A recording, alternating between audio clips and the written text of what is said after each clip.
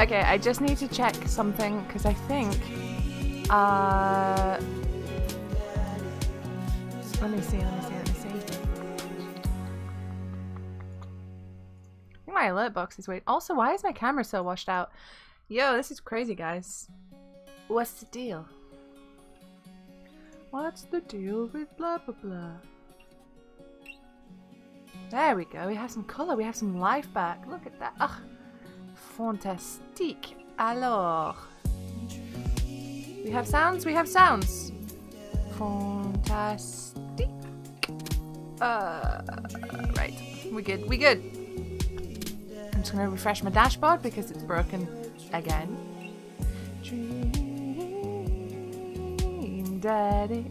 Oh, this is gonna get weird. I can tell that it's gonna get weird. Thanks for the host, Mel. It's gonna get real weird. Oh shit. Uh-oh. Okay. Hey, Lara! Hello. I got cat hair all over me. I do apologize. Yeah, shall we? Is it too loud? Is it too quiet?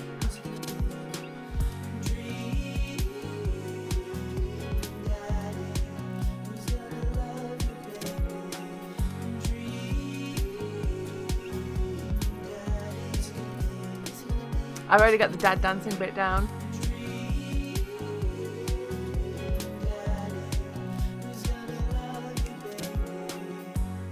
Okay, just let me know about audio levels. If it is too loud, I can turn it down. Wow, those two. Give me a second. I am like bright pink now. Fucking hell. Fucking hell. Let's just, Dude, it's been stuck in my head. I've just been like, Dream Daddy. All man, since I put it on to test. It's just... Alright, new game. Dad tip 84. Treat people better than they treat you. Oh shit, I've lost my tip jar over there. Come here, you. You get over there. You get over there. Okay, so some of the subtitles might be blocked, but I will be reading everything. We're gonna have to give every dad a voice. So we're gonna have to come up with voices. I already have a voice in mind for my future goth husband. Zzz. I know that's snoring. I'm not gonna make a snoring noise down the microphone because that's awful. Dad!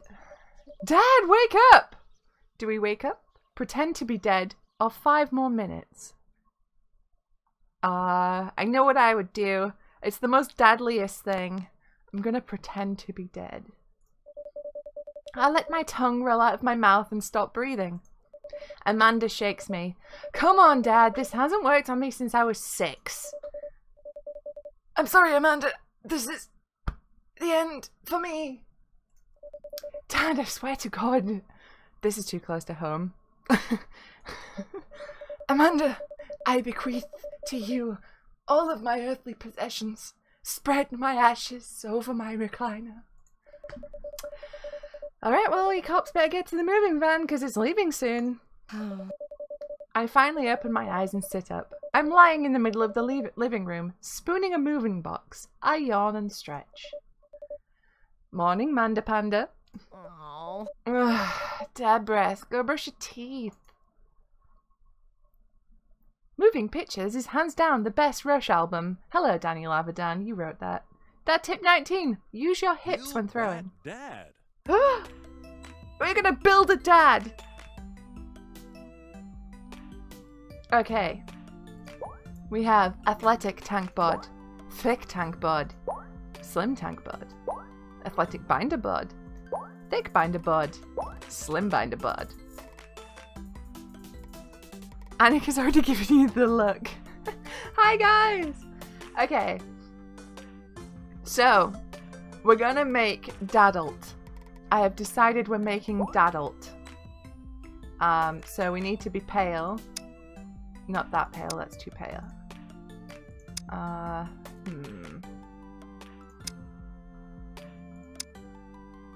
But, can I just say I fucking love this? I fucking love this! Good job, guys! Trans dads. Yeah. Okay. Heads. We need a good strong jaw.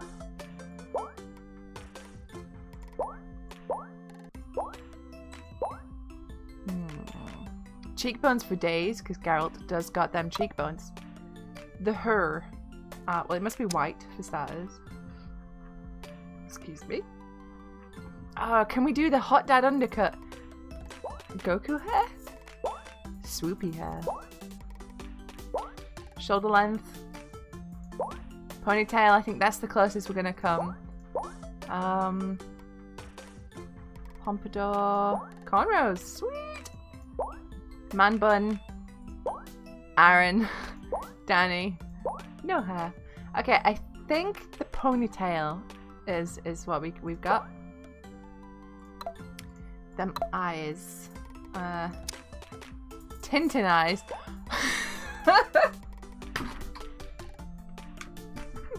Desu!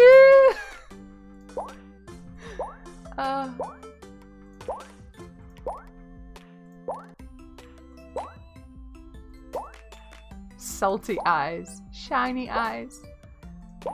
Snake eyes. Okay, so I mean the snake eyes are technically closest, but they kind of freak me out a little bit.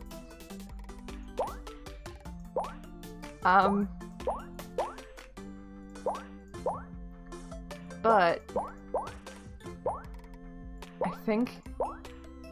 I think they're what we've got to work with. So snake eyes. Nose. Now Geralt has a very strong nose. It has got a slight bump in it.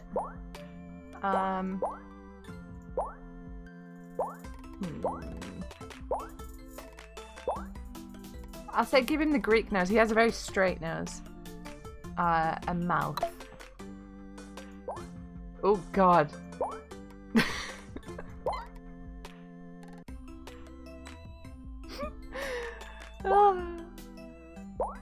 Oh boy.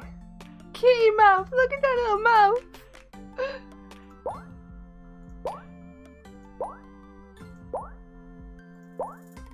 Oh god, the lips! It's so full. Oh.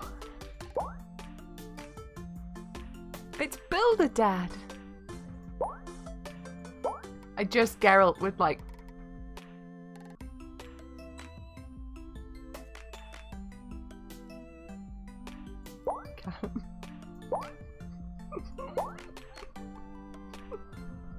Yeah, the blonde eyebrows are killing me. He has black brows. Oof. Oh man, those brows though. Fuck, I want those brows. Build-A-Dad does lose the best joke. You are right.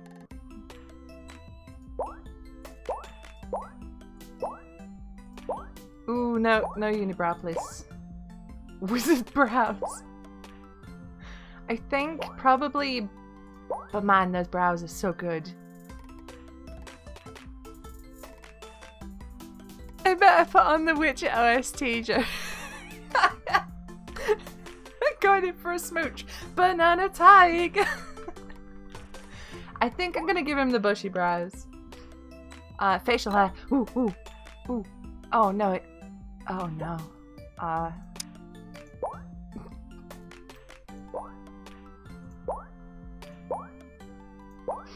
Oh no!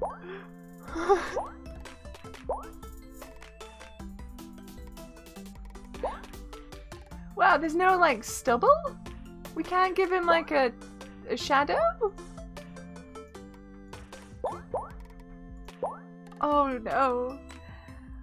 Oh.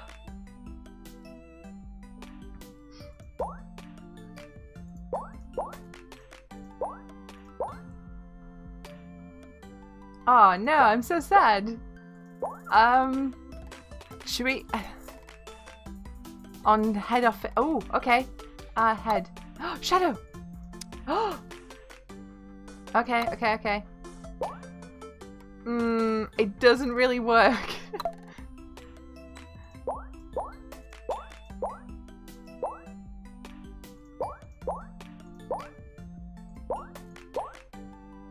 Oh, I'm sad.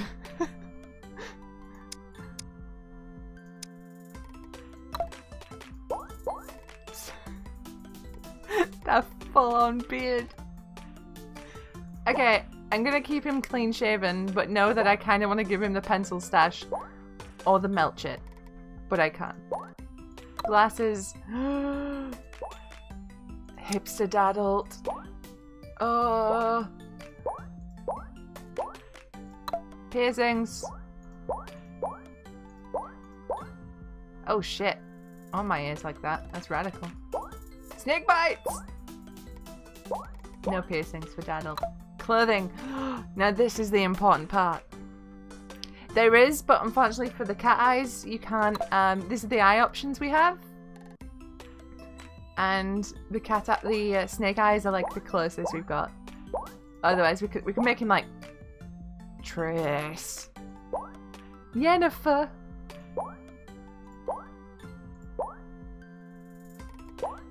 Goo. Okay. What is Dadalt gonna wear? I mean...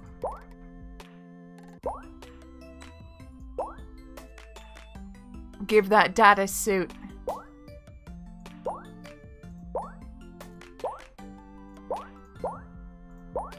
I just said this is my favorite t-shirt of all kind, and I want it. I want this t-shirt. Is there a Slav suit option? I think the closest you get is this. Okay. Oh no, that's hideous. We're not putting Dadalt in this. That is equally hideous. That's quite nice. That has cats. And that's very slick.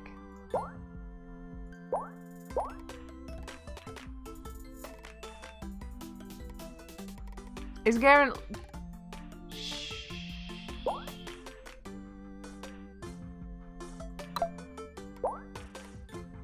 I mean...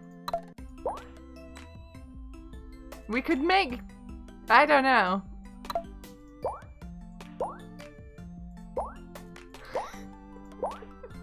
Oh no, that doesn't look right for Dadalt. The body options.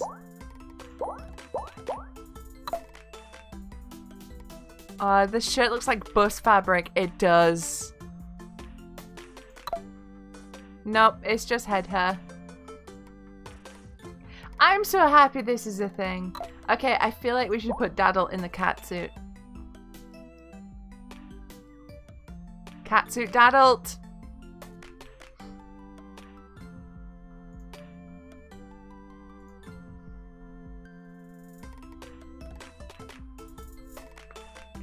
Heck yes. Catsuit Dadalt. Looking good, Daddy. Name that dad.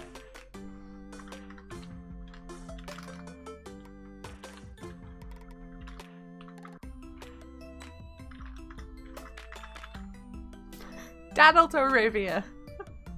To be sure. Hey, Andres! The bottom of the body section is... Oh, shit! Hang on! Hang on! Aha! Thank you! Name that dad. Hi, Lydia! I have Turtles wrappers. Turtles are the tits, by the way. If you're in Canada, get these. Okay, so we're playing with Dadalt O'Rivia. We're gonna be that dad. Be that dad. Dad tip 29. Medicine is not always the best medicine. That doesn't feel like a good dad tip. Hi, Kurt! Did you fall asleep packing? She also looks like she's got a Tree of Gondor shirt, and I dig that. I got most of it done, I think. Searching around the room, it looks like I did a pretty good job. Every box is sealed except for one. Wait, straggler. What's in it? Looking into the box, I see a bunch of old photos in little photo albums. Whoa, I haven't seen these in years! I pull out one of the dusty albums from the top of the pile and we begin looking through it. That's the coolest baby I have ever seen. Oh, ooh, we're gonna have a bisexual dad. You're in England, you can't— No, you're not having my tails. Hey, my best dad joke. Okay, a polar bear walks into a bar, says, "Can I have a rum and Coke, please?" And the bartender goes, "What's the big pause?" And he goes, "These? I was born with them!"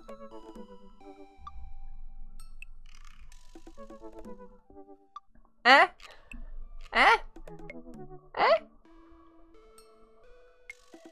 We're having a bisexual dadalt. Hey! Don't unsub! Don't unsub! It's the only way your mother and I could get you to stop crying was to put the sunglasses on you. But whenever we tried to take them off, you'd just start crying again. You spent the first 2 years— Oh, should I do a Geralt voice? I can't do a Geralt voice. Daughter, call the vet. Because those swans are sick. Oh. Yorkshire Geralt. Okay, we can do Yorkshire Jerry. You spent the first 2 years of your life with sunglasses on. Nice. Halloween when you were maybe 4. Oh my god, that dragon costume!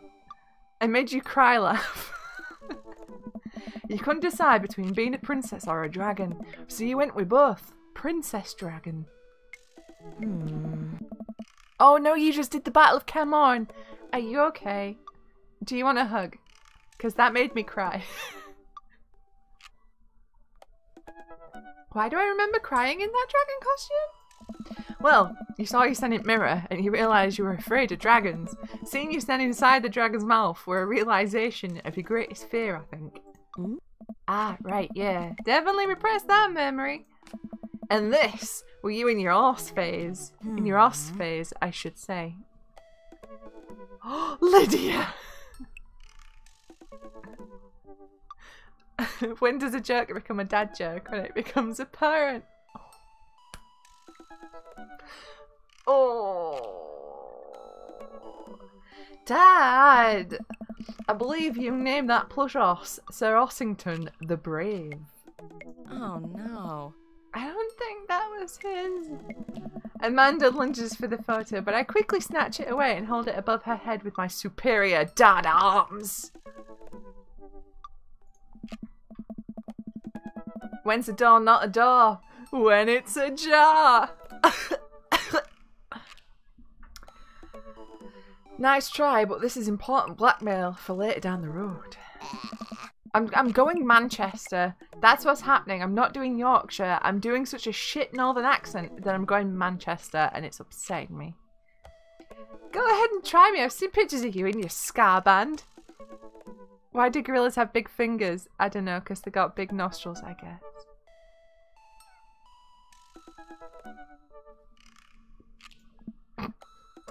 Ouch, kid. The scammunist.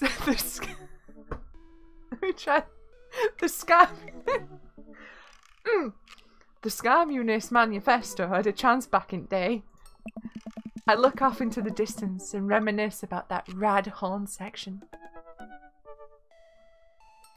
Northern Dadalt confirmed. Hey, it's Emma P. Oh. No, Dad, that's Emma R. I didn't meet Emma P until high school. Honey, I promise you wholeheartedly that I will never stop mixing those two up. Oh. Dad, Emma R's been my best friend since I was 7. Give it like a little bit of effort. Oh, right. Emma P was the one who tried to steal people's pets, fired a flaming tennis ball at the police station, or pooped her pants during a sleepover.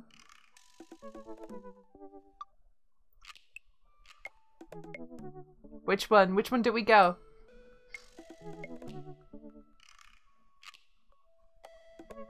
Number 2. So that's a vote for number 2. That's a vote for number 1. That's number 3. Okay, 2 votes for number 2. Oh no, there's 2 votes for number 3. 2 and 3 are in the lead. Oh, 3 for 2. Alright. Fired a flaming tennis ball at police station. Lighter fluid, tennis ball, tennis racket, right? Dad, that was you. Hello. Amy! Hello.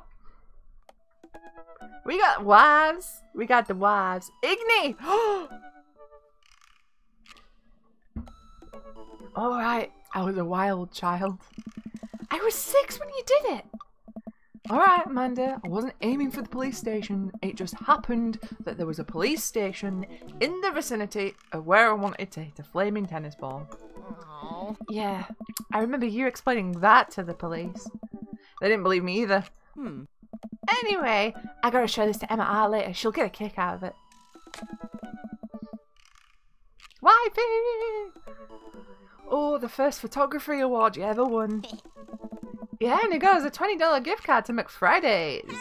And then you got food poisoning from the cheesy tostada blasts. That's difficult to say. Cheesy tostada blasts. I think you mean food poisoning, you know, with a Z. Dad. Dad! Still can't drive past McFriday's without gagging. Still proud of you, though. Amanda reaches deep down into the box and pulls out one last photo. Neither of us say a word. We stare at the photo for a long moment.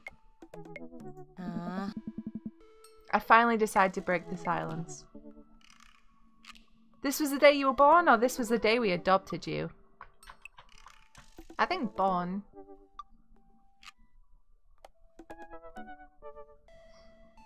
God, the feels. It's just our adopted. We can go adopted. Oh, my heart. Oh, it makes sense for adopted because, yep, okay, adopted because Siri. That really, It's kind of a funny story. The day we brought you home, we got in a car accident. Wasn't anything big, just a little fender bender in the parking lot. But of course, I was freaking out, and the old lady who crashed into us was freaking out, and I didn't know what to do. But your mum, oh man. She holds my hand, looks me directly in the eyes, calmest I've ever seen her. She says, "It's okay. It's all gonna be alright." She was right, you know. I stare at the picture for longer, maybe too long. She looks too well rested for the day a baby was born. I miss her. I can't even imagine what it must be like for Amanda. She pats me on the back. Come on, pups, we gotta finish packing. The moving van won't wait. The moving van won't wait forever. You right? Amanda and I pile into the car and take one last look at the old house. So many memories here. Hard to believe your mother and I bought this place only 20 years ago. Hey, remember when I shattered the front window playing catch? Irish wristwatch, Irish wristwatch, Irish wristwatch, Irish wristwatch. It does, it looks so nice. You always had very strong arms. Hey, remember when I shattered the other front window pretending to be a robot who breaks windows? You're a very imaginative child. Yes. Hey, remember when I broke the back window We get it, Amanda. You break stuff. Oh. And there'll be plenty more stuff for me to break in the new place. Memories to make and stuff to break. You ready? We sit in silence for a moment. I watch my daughter grow up in this house.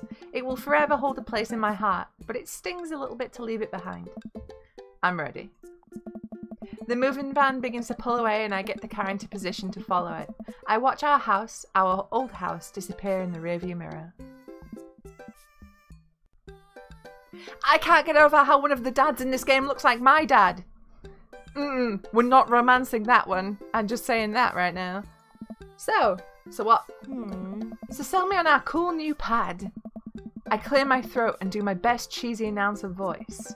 Nestled in beautiful, scenic downtown Maple Bay, our new house features...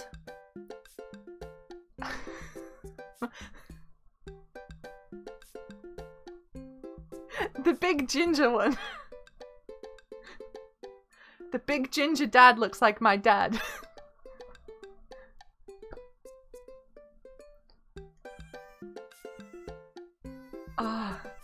Okay, our new house features... Not only are there bedrooms for your sleeping pleasure, but couches and floor space where you can, yes, catch a wink. What a deal! I mean, if sleep went for the week. Brian. Yes, Brian the ginger dad looks like my dad.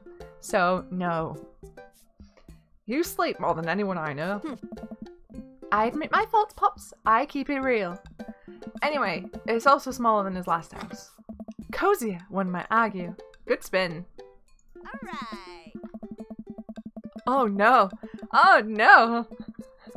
Oh no. No, Mel, what have you done? Please don't show me that. Please. I'll post a picture later of me and my pops. I think he's great. We won't be closer to a lot. Won't we be closer to a lot of cool stuff that we can walk to, so I don't have to waste gas? And I mean, trying to park downtown is, you know, Amanda. You know you're gonna have to learn how to parallel park at some point, right? Not gonna happen, Pops. I think someone needs to do a 3.10 on their attitude. I don't know how to do that either.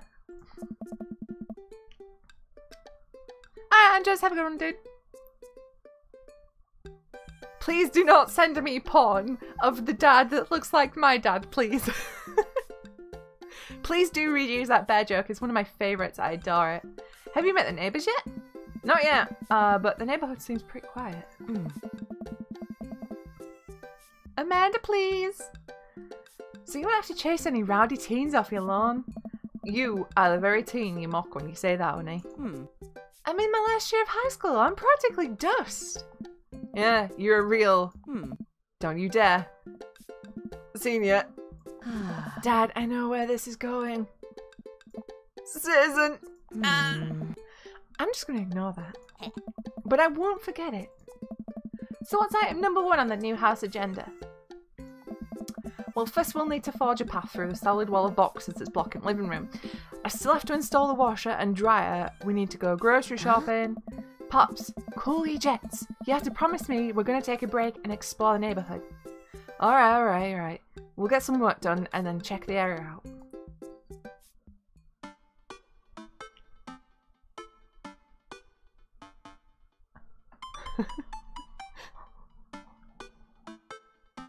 You guys are awful. Why are you like this to me? He's so mean to me. Ooh, this music.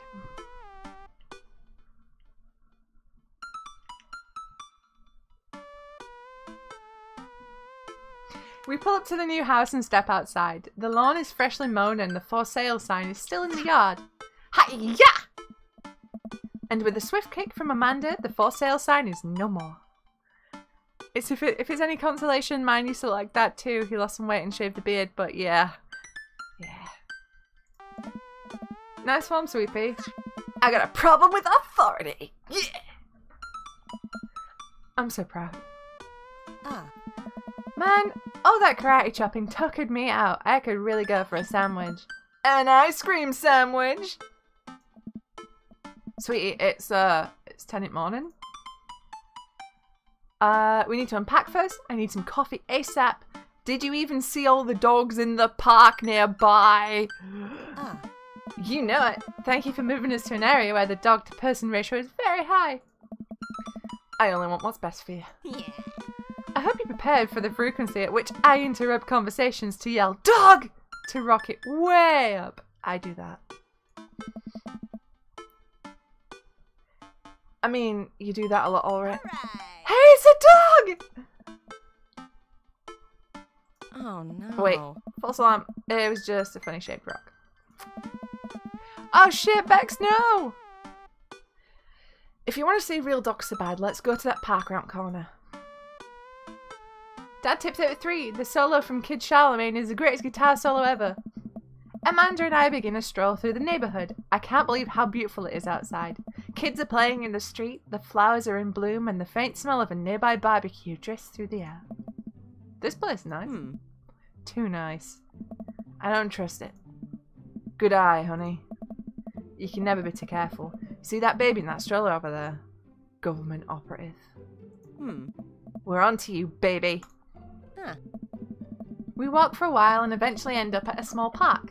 Toddlers chase each other through the playground and dogs of all shapes and sizes romp through the grass. It's pretty crowded, but Amanda spots a nice empty bench. We start to make our way over to it when... Heads up! Ah!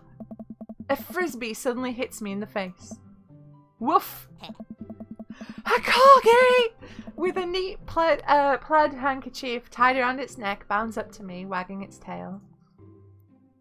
Oh no, if this is Brian, I'm gonna fucking die. This is generally how I would be as a dad. It actually is. I would say hello to this. I would compliment its necktie. Ruff! He runs around in a circle and nudges my leg with his nose. Oh god, this is the cutest dog. Impart upon me your wisdom, tiny dog. Woof woof. How did you know? Barf! My god, this dog knows more than he lets on. This is amazing. You definitely could have caught that. Oh no! Oh no!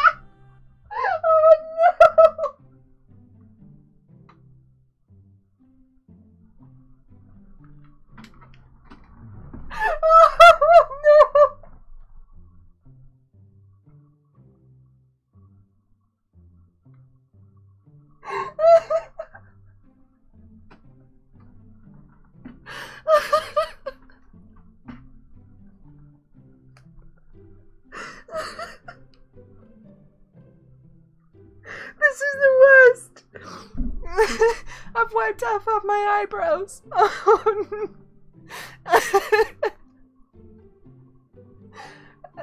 oh no, I pressed escape. Oh. Okay, we need a voice for this guy.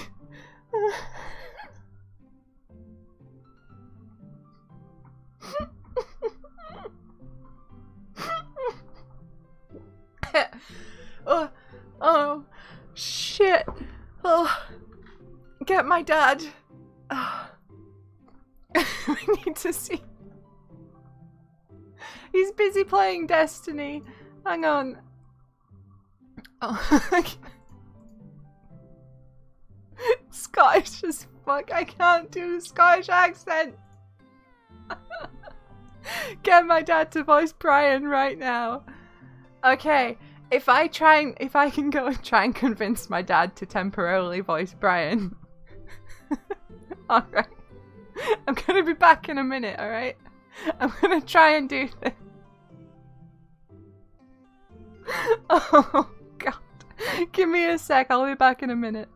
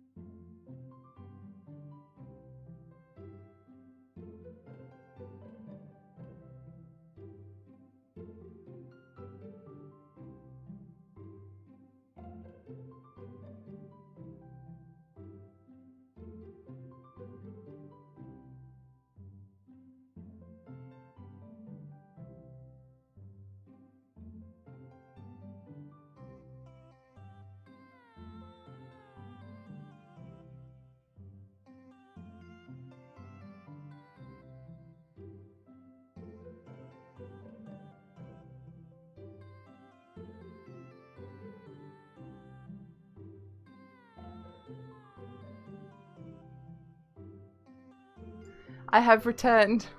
And I have brought a dad. Hello, everybody.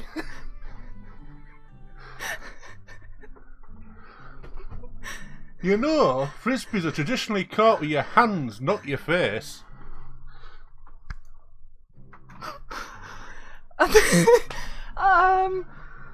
Well, you're technically not supposed to throw it at people's heads, but I'm fine, thanks. Ha! I'm just messing with you. I'm Brian, by the way. I'm Dadalt, and this is my daughter, Amanda. I look over at Amanda, only to find her sitting on the ground, rubbing the dog's tummy. Hi. Your dog's cool. Wow.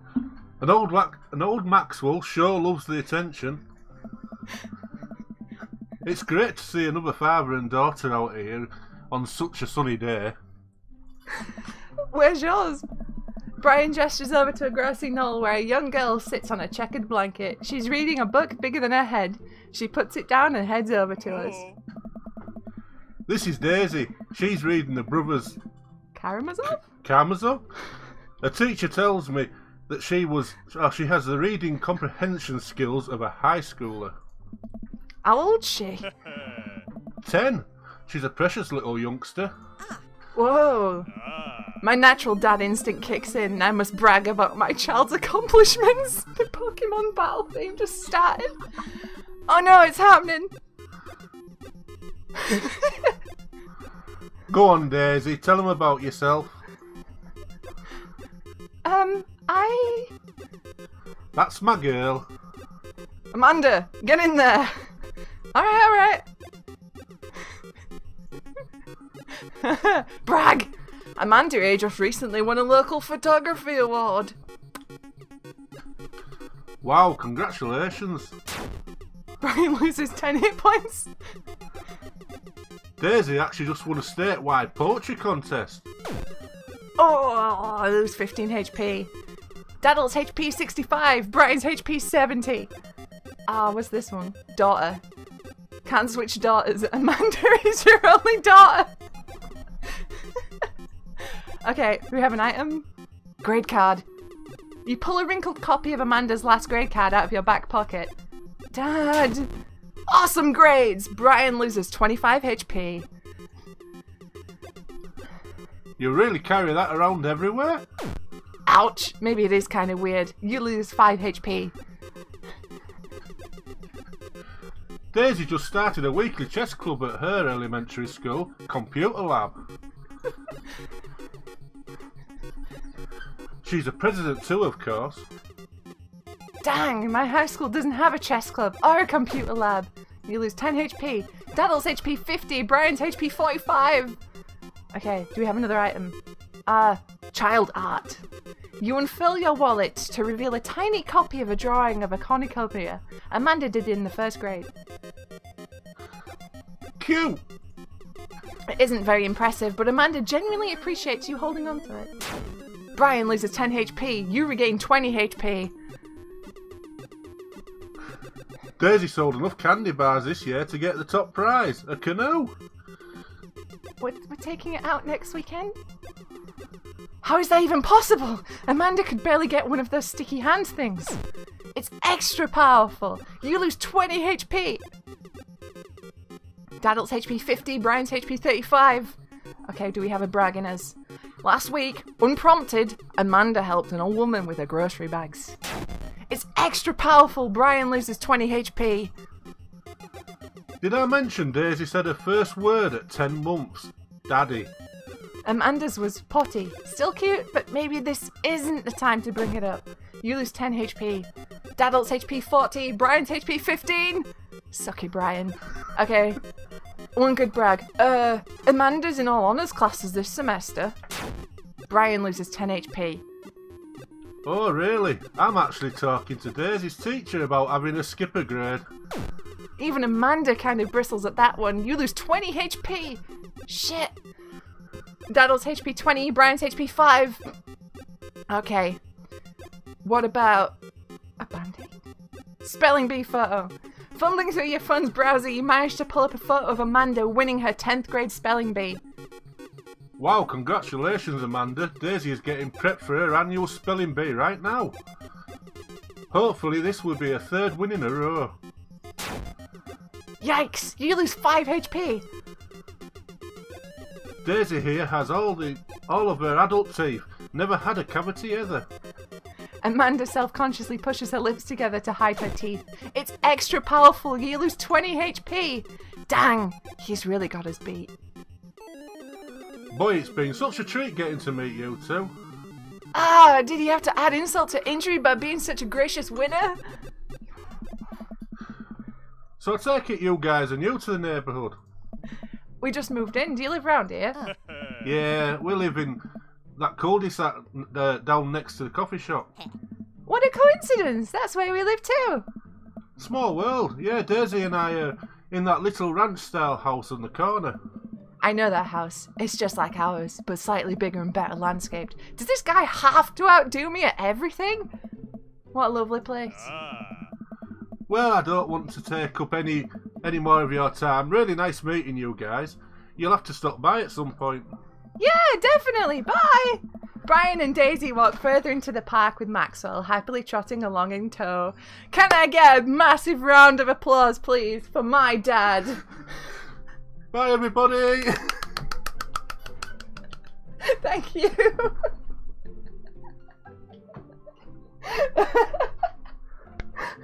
What the fuck just happened? What just happened?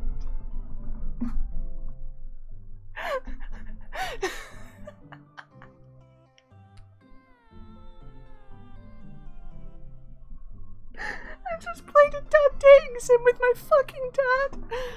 Oh. Oh.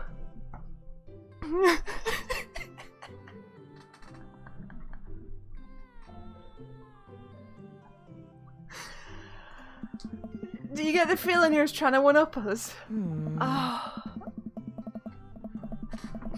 Somebody please highlight that.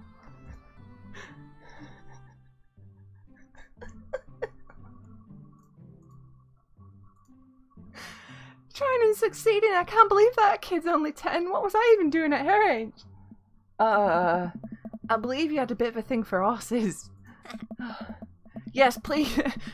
Clip it and send it to the grumps, please. Shame that didn't pan out. Could have majored in comparative horse studies. It's not too late to minor in horse creative writing. Too close to the truth, Dad. Let's never again speak of the fantastic adventures of Sir Horsington the Brave, an epic in 7 parts by Dadalt O'Rivia. We laugh off the horse epic and walk around the park a bit more, enjoying the day. Coffee. We need coffee. I gotta get my hands on a nice hot cup of the old bean juice or I'm gonna be useless all day. I think we passed a coffee shop on the way here. Maybe we could check that out? Let's do it! Oh my god. What has been streamed lately? What has been happening on this fucking stream lately?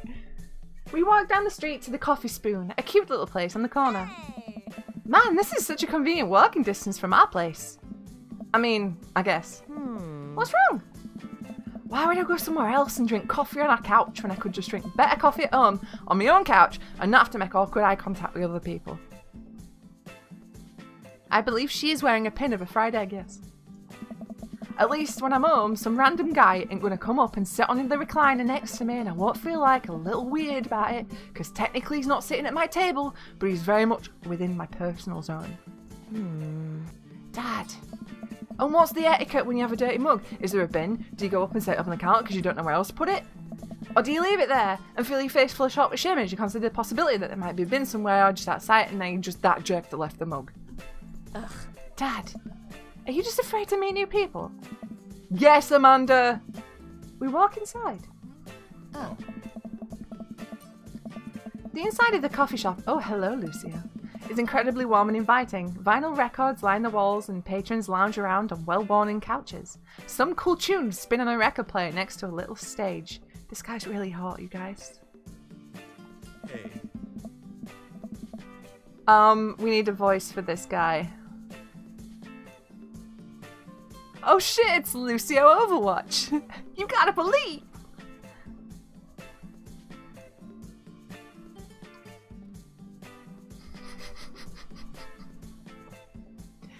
Oh.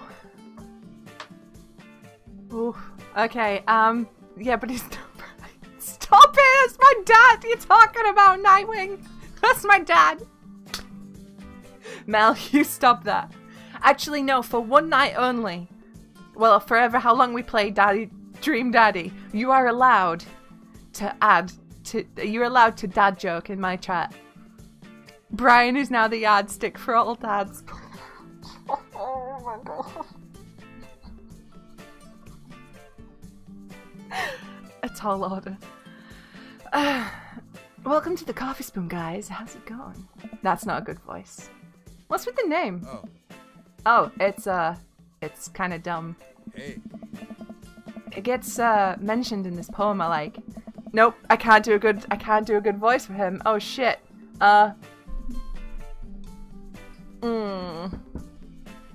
You guys, I have gone so red. Oh, cause I never envisaged that one day I would be playing a gay as fuck dating sim with my actual dad. Oh, I'm dying. I'm fucking dying.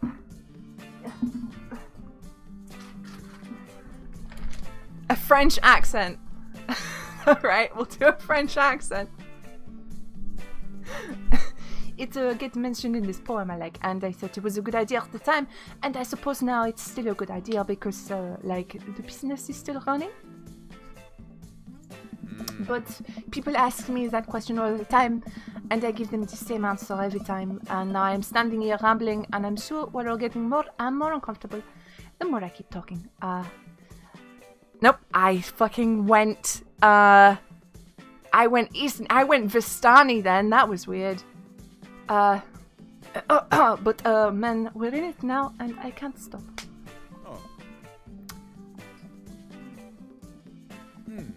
So, what will it be? Yeah. I scan the chalkboard menu, and I'm immediately overwhelmed. I'll have a... Godspeed you black coffee. Iced Tegan and Sarah. Try Antford. Hey, Anton! That was pretty alright. Merci. Merci beaucoup. I'm gonna have to Godspeed you, black coffee. Oh. A classique? Oh no. I don't get it. Oh, it's a pun. Godspeed You, Black Emperor is a really amazing and influential progressive rock band known for their sweeping soundscapes, and Hey. I'm doing the thing again. Hey. But coming right up. This accent is traveling all over Europe. And for you? I'll have a macchiato de Marco, please. Hey.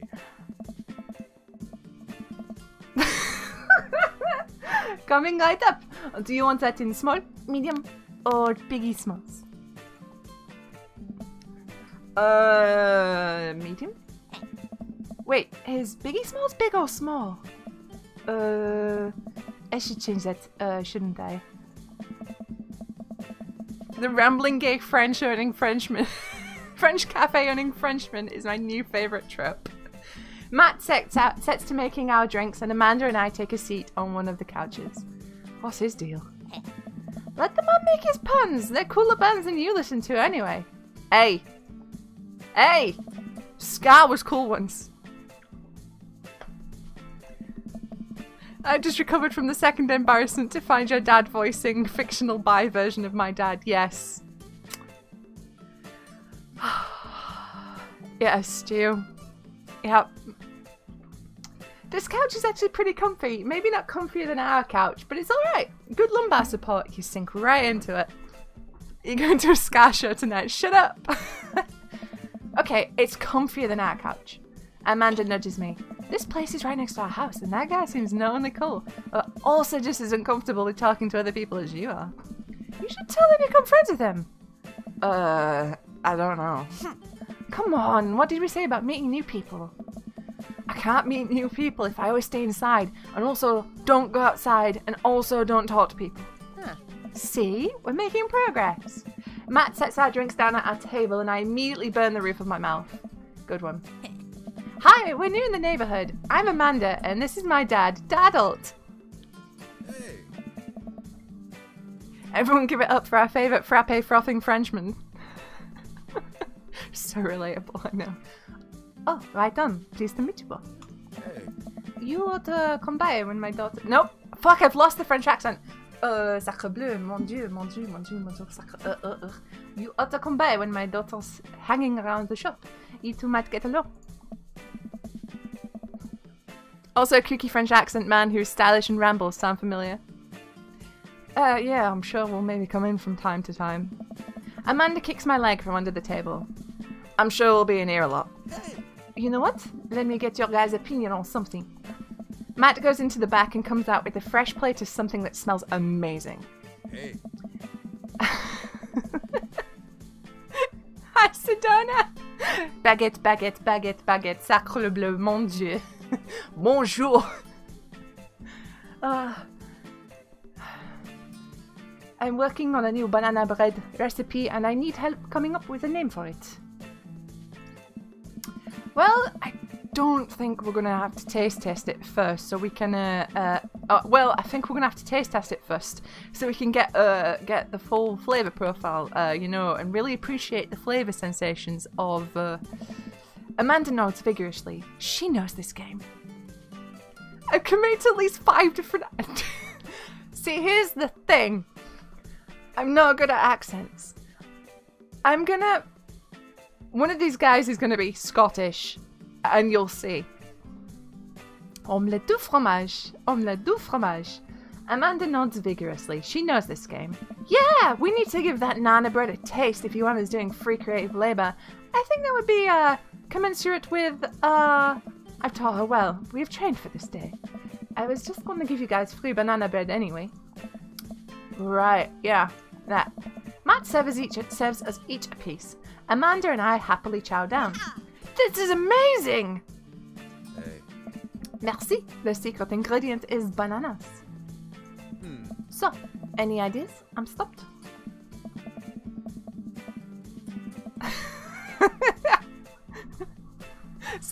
something giving you his banana bread. Fuda fa fa, fuda fa fa fa fa, fuda fa fa, aya. Well, I think I might only be able to give you dad band puns, but I'll give it a shot. Banana bread Kennedys, that's good. The grateful banana bread. Right said banana bread. Oh, these are good. Oh, these are good.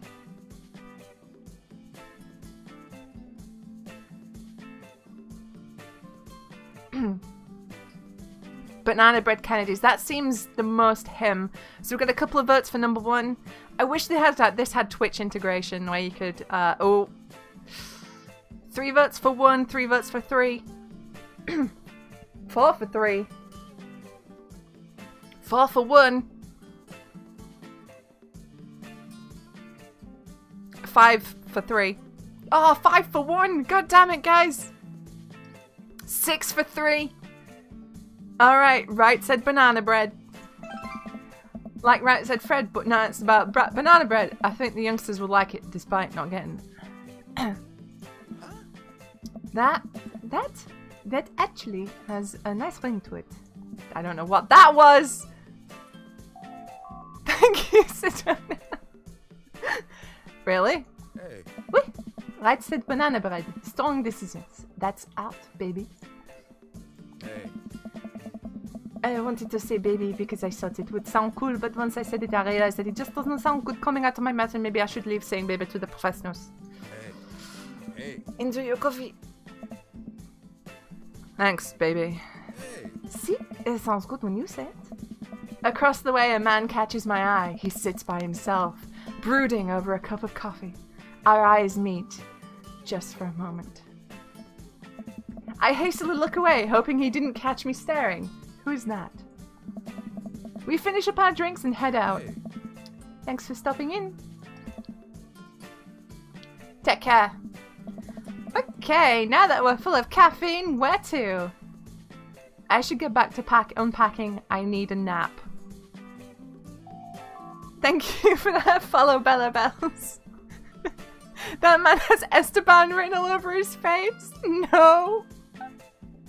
I should get back to unpacking. I got a lot on my plate right now. Did you know that moving is one of the biggest sources of stress for adults? Is it right behind the constant fear that you smell bad and everyone's too polite to tell you? Dude, you have no fucking idea. This is a constant fear that I smell really bad and no one will say anything.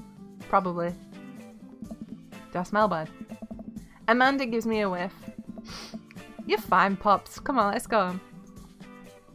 Unpacking. You're young, you have your health. Now is the time to take risks. Do you know what? Yeah.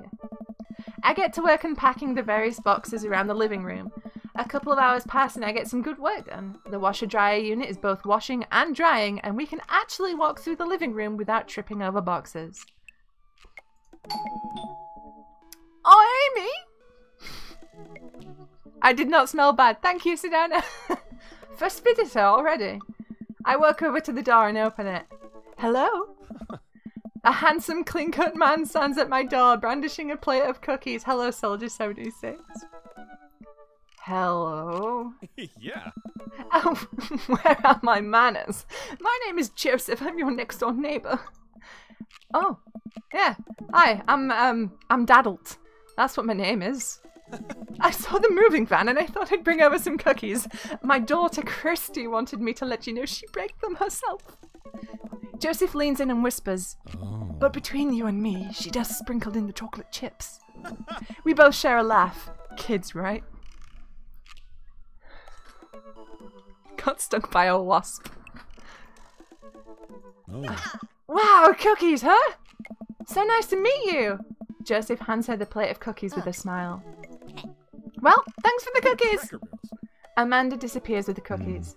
Amanda, come back. And she's gone. That's my daughter. Her name's Amanda. She's a charmer. Daughters are tough. Sons are also tough. Oh. Children in general are just tough. I hear that. I mean, there'd have to be something wrong with you to try and raise more than 2. Yeah. I have 4 kids. What have you done? Oh, I mean, don't worry. You didn't mean to be rude. Oh no, this is the first neighbor I've met and my social life is already in a tailspin. I wonder if it's too late to move again. Oh shit, I just clicked out of the window. Oh shit. Yeah, okay. Yeah. Right. Is the missus around? No. Not anymore. She died. Oh. Yeah. I'm sorry for your loss. No, it's alright. Wow, this is uncomfortable. We stand there quietly for a moment, acutely aware of how awkward we both made things. I'm sorry, can you, close the door real quick? I look at Joseph quizzically, but comply. After a second, I hear a knock on the door. Opening it, I see Joseph standing there with a huge smile. Hello, I'm your new neighbor, Joseph. I promise not to talk about your dead spouse this time. I'm throwing a barbecue for the cul-de-sac, and I'd love for you to come by and meet the rest of the neighbors in our community. What do you say, pal? Oh. That sounds great. My daughter Amanda and I would love to stop by. Also, 4 kids is a perfectly normal amount of children to have. We shake hands to seal the deal. Right. Well, neighbour, I'll see you at 3 p.m. sharp on Saturday. Sure thing, neighbour. Joseph starts walking away, but stops to think for a second and turns around. Hey, in all seriousness, raising a kid on your own can't be easy. If you ever need to, talk about stuff, I'm the youth minister at a church down the street. Oh, I don't know, I wouldn't really consider me a youth. Nice. You look pretty young to me, but suit yourself. And with that, Joseph's gone. You seem nice. Amanda walks back into the living room, crumbs on her face and cookie in hand. That was the smoothest recovery I've ever seen. I should be taking notes. Dadalt has eyebrow game for days. Dude, there's a set of eyebrows in the character creator that are like, I want them. They're so fucking good. See? You're already feeling great. Where'd those cookies go? They're gone. I'm sorry. Yes. If it makes you feel any better, they weren't very good. So you ate all of them anyway? Huh. I guess that makes it break time. Any ideas? Joseph probably wants his plate back. I think we get a ton of good neighbour points if we bring this back. We're going to be the best neighbours in this whole cul-de-sac. We're going to kick all other neighbours' butts. With kindness. Amanda and I step outside. Ah. Shoot, I'm actually not sure which house this is. I'd hazard a guess it's the big one with all the well-groomed blonde children sitting in the yard. Children of the fucking corn up in this shit. Good eye, kid. And remember, we need to make a positive first impression here. Keep it light. We walk up to the kids and wave. Jesus fucking Christ, it's The Shining. Look at these creepy fucks. Come and play with us, Danny. Yes, Danny, come and play with us. Hey guys, is your dad around? They all just stare at us blankly. We just wanted to return this nice plate and thank you for the cookies. Forever and ever and ever? Jeez, these are definitely Joseph's kids. They all look exactly like him. They were really good. I mean, I heard they were good. I didn't get to eat any. I chuckle nervously. Well, alright. We're just gonna set this plate down on the ground real gentle and then back away slowly, right, Dad? Right, that's what we're gonna do. The kids' eyes bore into us as we scurry away. I can feel their gaze on my back even as we approach our house. Eh? I need something to get my mind off those carbon copy kids. I need to rest my eyes. You've been awake for what, 3 hours? And that's 3 hours too many. These demon children. As we're walking home, I hear heavy footsteps come up behind us. Dadalt, bro! I turn around and greeted by a familiar face jogging up to us. This guy's gonna be California, dude! Craig? Oh. Bro! Bro. Holy, whoa, I haven't seen Craig in forever. It's been too long, dude. Yeah. Wow, yeah, you look great. Bro. Oh, yeah, I cleaned up my act. Cleaned up his act? Are you kidding me? He's ripped! Amanda, this is my friend Craig. We went to college together. We were roommates for a while, too. Amanda, dude! You probably don't remember me, but you're so big now. Hello, and hello, cute baby. Oh, thank you. The last time I saw you, I think you were about her size. I don't know a California accent. I don't fucking know. I'm really sorry if you're from California. It's Genji, yeah. This is River. Say hi, River. He picks her up her tiny wrist and waves it around. River gurgles happily. Geordie accent. Fuck that. Talk like the Crit Roll cast. Are you, babysitting? Oh. Nah, dude. River's my kid. Man, it has been a long time. Feels like 1 minute we're rolling up to exams with bad hangovers, and the next we're both fathers. Where you been, man? Oh. He's from California! Ah. Alright, Anton, have a good one. My throat's killing me. I was working out in California and just relocated the business back to Maple Bay. No kidding. Amanda and I just moved to this side of town. How's Smashley doing? Oh. I mean, Ashley. Ashley is her name. Oh. She actually, still goes by Smashley. Totally radical, bro. And, we got divorced last year. Oh, dude, I'm sorry. It's old news. I'm dying. Hang on. Tubular. Radical. Bruh. Totally tubular. It's old news. We take turns taking care of River and the twins. It's all copacetic. Yeah, that one. Twins! You have 3 kids? Ain't life something, bro, right? Kegstand Craig is a father of 3. Kegstand Craig? Oh, yeah. Yeah, that was my old college nickname. He got it because he did a lot of keg stands. Nice. It's that thing where you do can. I fucking lost it. Copacetic. Copacetic. Bruh. Oh shit, I didn't mean to click then. Right? He was very good at it. Ah, bruh. I hate to be that guy, but I'm in the middle of my daily jog, and I really gotta keep up my heart rate. Brought River along for, you know, resistance training. You jog daily? I jog yearly. On January 1st, when I promised myself that I'm gonna jog daily for the rest of the year, but I give up after 30 minutes and just walk home. Oh. Well, it's never too late to get back into it, dude! You should join me sometime! I don't know. Hey. Come on, it'd be fun. We could grab breakfast afterwards, catch up. We could do a bro brunch, like back in the old days. Where will you be when the Craig machine comes partying through? Alright, sure. Sounds great. Great! Let's get that going soon. I better get moving. Good to see you guys! Craig gives a little wave, puts his earbuds back in, and jogs off. I can't believe Craig is ripped and has kids. I'm reeling. Why's that? The Craig I knew is not fit to be responsible for any living thing, including and especially himself. One time I watched him drink an entire jar of marinara sauce for dinner. I'm impressed. A bro brunch. Amanda, he opened up a jar of marinara sauce and he drank it like it was a thing that normal people do. It was unholy.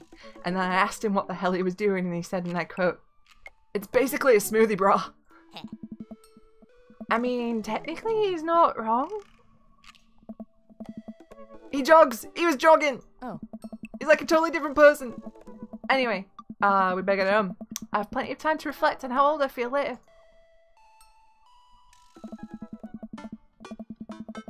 Amanda and I flop down onto the couch. Amanda has to shove some empty boxes out of the way before she can sit. Too bad we're going to be putting my stuff right back into these boxes in a few months. No, don't say that. Oh, Dad, it's going to be alright. I'll be fine. I know. It's just... You're my little girl. It's going to be weird not having you around. I'll come visit, and I'll text you every day, and I'll take loads of pictures. I mean, obviously I'm a photography major. You promise? Of course. Are you going to be okay by your lonesome? Oh, come on, I'll be fine. I'll get a dog or something. A dog? Hey. Forget art school. I'll stay for the dog. Is that where it's going to take? Oh, fuck, I keep clicking out the window. Bollocks. Yeah. Medium-sized dog, handkerchief around the neck, I get to name it. That's what it'll cost me to give up on my dreams. I'm a woman of simple wants and needs. Well, dog is a lot cheaper than college. Amanda laughs. Suddenly, a pile of envelopes slides through the mail slot. Speaking of college, Amanda darts over to the envelopes and shuffles through them. She pulls one out and throws the rest back on the floor. Yes. This is from McGowan College of Art and Design! Open it! Huh? But I'm scared. It's just an envelope. Yeah, it's just like my entire future, not a big deal. She takes a deep breath and rips the letter open with her teeth. We have a letter opener, but alright. I hold my breath while Amanda's eyes dart back and forth, scanning the letter. What does it say?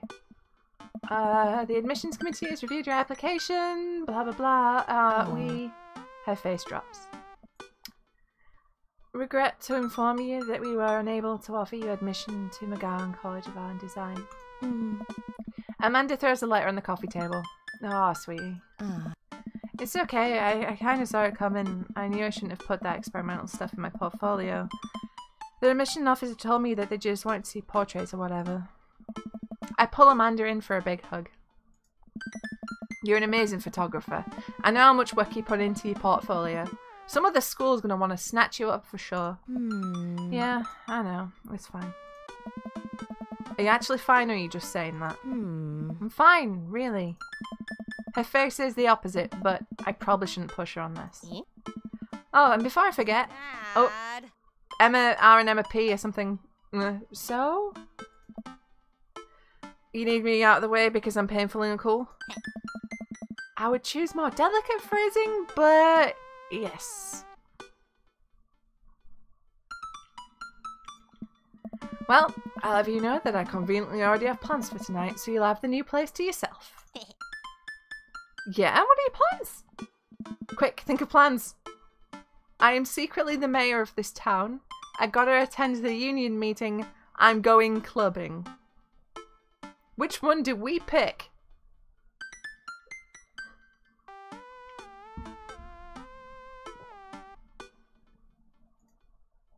No plans with Brian, stop it. You stop yourselves right now. 1, secretly mayor of town. Yeah. Number 1, I'm secretly the mayor of this town. Amanda, the town needs me. I need to perform my mayoral duties. I must don my top hat and wear my monocle so that I may preside over my mayor stuff. I think you're thinking of the guy from Monopoly. He was a mayor, right? He was not. Right. I'm just kidding. I'm actually going to go to bed and go out and watch the game? Question mark? Yeah, I feel like we should give our daughter and her friends some alone time. So I feel like we should go out and watch the game. Nice. Which game? You know, the game. The one that's on tonight. The game on TV at somewhere other than here. Oh. Okay, cool. While you do that, I'm gonna do drugs and commit some light arson with the Emmas. I'm concerned that you're hanging out with the wrong crowd. Amanda shrugs. I would have expected you guys to be up onto white-collar crime by this point. Maybe some money laundering at the least. I'm a street rat, Pops. You're kidding about doing drugs and crime, right? Yes, Dad. Just making sure. I give her a pat on the head.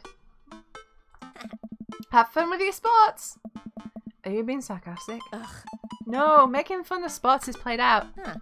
Alright then. I do some light cleaning around the house and decide to clear out right before Amanda's friends arrive. Before I leave, Amanda stops me. Huh. Hey, don't forget that you have that meeting with my English teacher tomorrow. Oh, right, Mr. Vega? Yeah, totally remembered that. I'll be there. Bets on which Emma will poop themselves. Wow, I guess I really didn't think this plan through. I'm not entirely sure where the closest bar is, and Amanda still hasn't shown me how to use the GPS on my phone, so I'm just gonna pick a direction and walk in it. Let's go. This way. Cool. Okay, we're marching in the direction of the game. Any game, really. Okay, this guy is me. This is me. In the distance, could it be? A big burned out neon sign hangs above a tiny dive bar. Jim and Kim's, huh? Alright, it'll do. The bar is small and dimly lit. The crack of pool balls sounds in the back as patrons laugh and joke. A string of multicolored Christmas lights hover above the bartender. I can't tell if he's Jim or Kim. I pull up a seat at the bar. What'll it be? 1 beer, please. Sure thing, boss. The bartender slides me an ice cold beer. I take a sip and enjoy the refreshing taste. Say, are you Jim or Kim? I'm Neil. Ah. I awkwardly turn my attention to the game, which is playing on one of the TVs on the wall. As luck would have it, my team of preference is not only playing, but is currently in the lead, which is always a good thing. The brightly coloured mascot, which is some kind of animal, does cartwheels. I silently cheer on my favourite team, hoping that I don't get into any confrontational arguments with a fan of the opposing team. Lara, oh my god, right? We need to have like a wife get together where we go to dive bars. Several people in this bar are wearing the distinctive colours of the team I dislike, although I believe from their demeanour that, like me, the passion for their team is all in good fun. Hey. A middle-aged woman holding a nearly empty wine glass slides up. Oh my god, is she the wife? The mother of the Satan children? A middle-aged woman holding a nearly empty wine glass slides up to the bar and sits uncomfortably close to me. Hey, sailor. Oh, hello. Good to see fresh meat in here. I'm Mary. Come here often. No, I actually just moved to this part of town today. I'm Dadalt, by the way. Are you watching the game? Yeah, my preferred team is in the lead. If they keep this up, they'll win the game with ease. Hey. Oh, I love that team. And also I love that game. I love someone who knows their way around balls. I'm getting the impression that she's a little bit drunk. Hey. Buy a gal a drink? Don't buy Mary a drink. Okay, do we buy her a drink or do we not buy her a drink?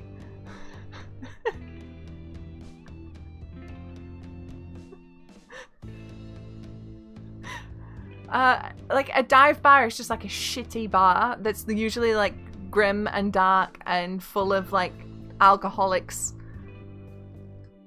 We don't buy her a drink.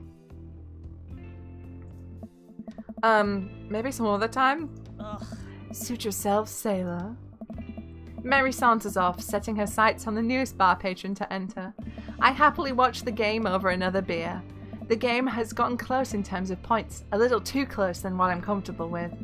After a particularly skilled player scores a number of points for the other team, putting them in the lead, I hear an affirmative grunt from another man at the bar. Oh god. Which dad do you think this is? I think this is like the edge dad, the alcoholic dad.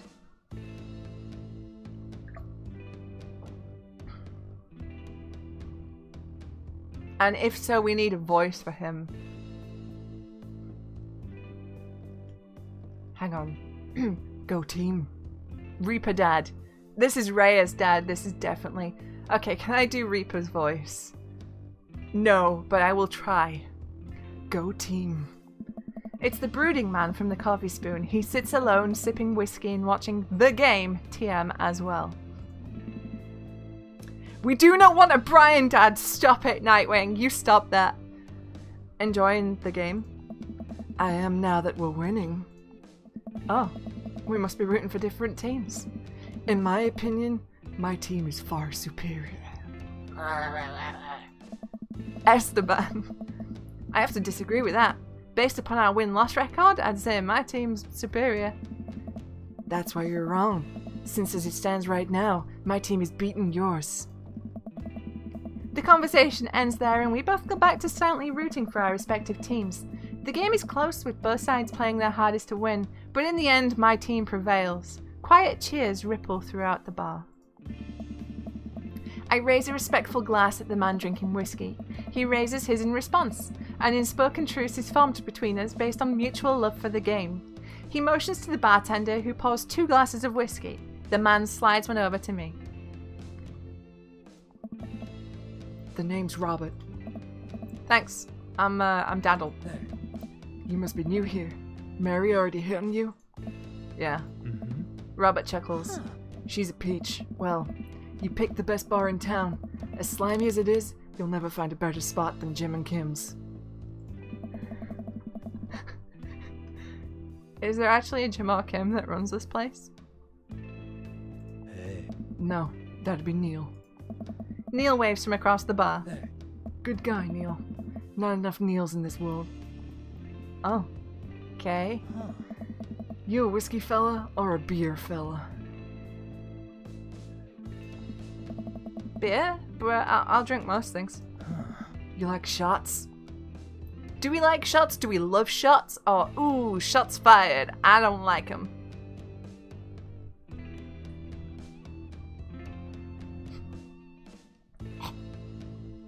What are we going with, guys? What are we going with? Do we love shots? Shots, shots, shots, shots, shots, shots. Be a lush Dadalt. So we have a lot for 2. Okay, I'm seeing lots of shots, shots, shots, shots, shots, shots. Okay, we love shots. Thank God.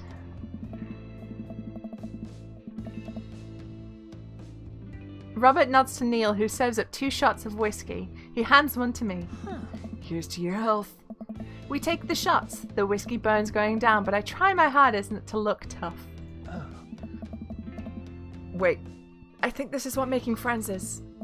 Okay, Dadalt, this guy's out of my friend league, but I think if I play my cards right, we'll be pals in no time.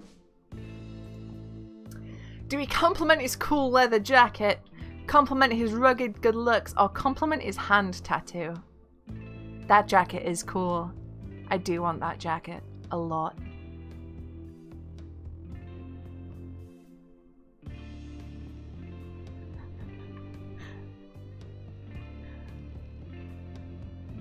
I do want that jacket. That is a good jacket. That jacket looks good, but it would look even better on my floor. Jacket. I like your jacket. Thanks. Been in my family a long time. Passed down from firstborn to firstborn. Cursed, some would say. Man, this guy is mysterious. Oh. And cool. Way cooler than I am, at least. Robert signals to the bartender for another round. What are you doing here tonight? My daughter kicked me out of the house, running from my problems, trying to make friends. He's obviously a werewolf, come on. We know who the vampire is in this game. My future husband. First one, number 1. We got a lot of votes for number 1. Let him know. See, we're letting him know that we're a dad right off the bat. Yeah. Not like forever. She was having a sleepover with her friends. Oh. Family type, huh? Single dad? Huh. He gets up. Hey. Be right back. Gotta powder my nose. Oh, shit. He's a drug addict. Cocaine. Maybe. Or he's just being delicate about pissing. Never seen Robert this talkative. He must like you. I guess so. I gotta admit that Robert has a grove charm to him. If a guy like that thinks I'm cool, then he really must be. He's doing coke, right? Robert comes back from the bathroom and grabs his leather jacket. I'm gonna go home. You heading my way? Robert and I leave the bar and find ourselves walking in the same direction! Hey. I live in this cul-de-sac down the way. Does everybody live there? Yeah, me too. We just finished unpacking today. Hey. Great place to be. Good neighbors. Well, some of them. Who's that?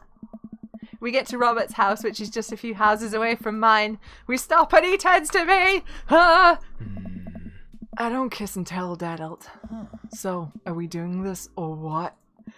What? Oh. You know, do you want to come inside? Or not? A wave of realization rushes over me. I blush. Lay it on smooth, smile and nod. No thank you. What do we do? Do we do him? Do him!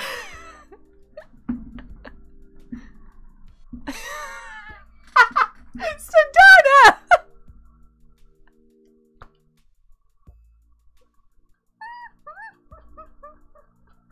Let's bang him! Let's lay it on smooth. Well, I don't see why not. Huh. That sounded smoother in my head. Let's do it. Oh god. I follow him up to his door. He fumbles with his keys for a second and unlocks the door, leading me inside. The moment the door closes behind us, he pushes me up against the wall and kisses me, grabbing my hips. Come on. Robert takes my hand and leads me up the stairs and into what I assume is his bedroom. But it's so dark and I can't see anything but Robert's intense expression. Sexy. He kisses me again and I can hear him shucking off his jacket. I clumsily take off mine too. His hands roam down my chest and suddenly he's tugging at my belt. I don't normally, do this. Do you want to stop? No. Do we want to stop? Yes, my dad is downstairs. This is really bad. I'm romancing myself. We don't want to stop. The sexy train has no brakes. No. Good. Robert continues to unbuckle my belt and guides me to the bed. Let's have some fun.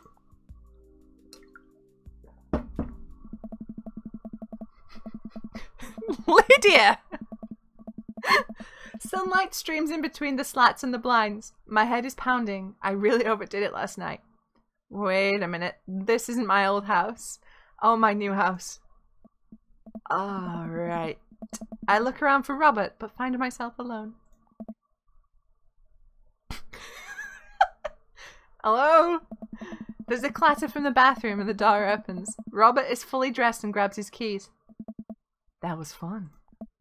Yeah, it was. Huh. You should go. That's certainly not what I was expecting.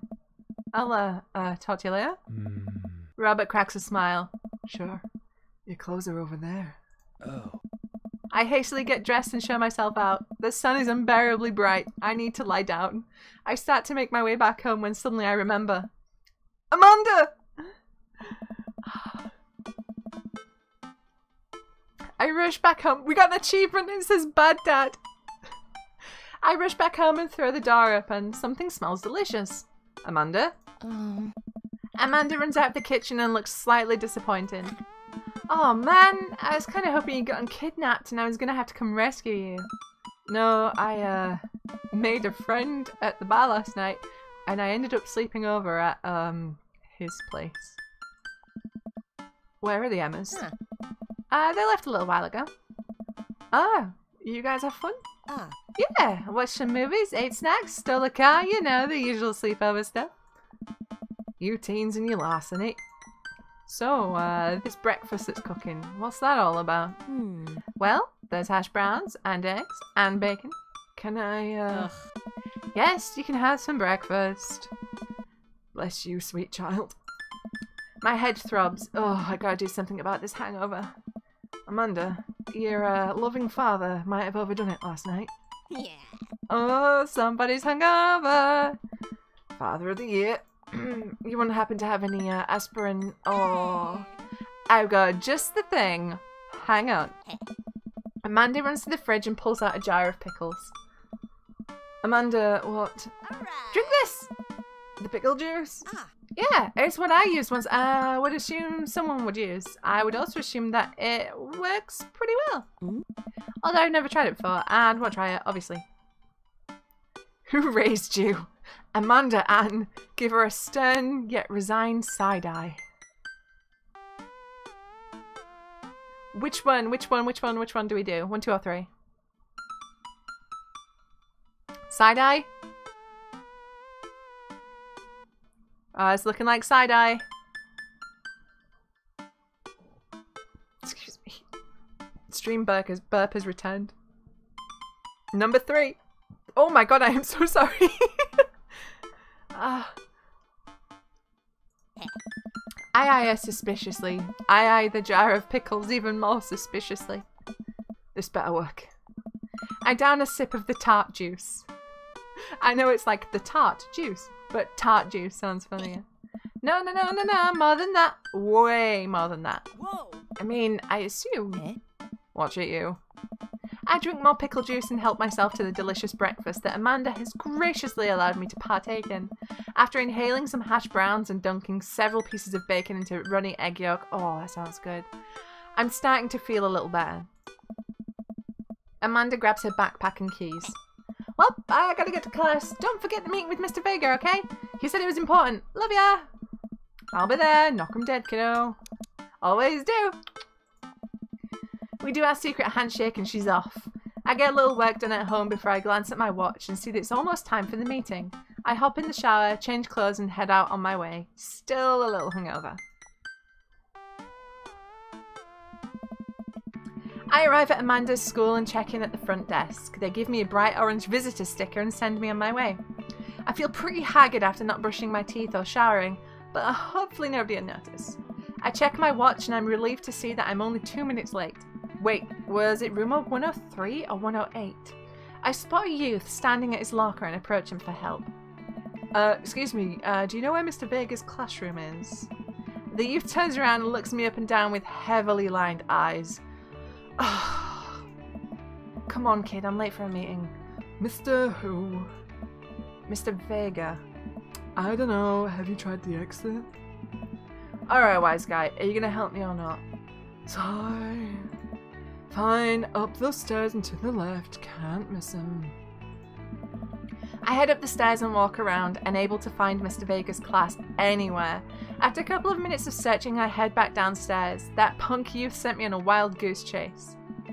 I get back to where that low-rent Gerard Way is standing, fully ready to give him a piece of my mind, when suddenly a head pops out of the classroom next to his locker. Hey, Dylan! Oh my.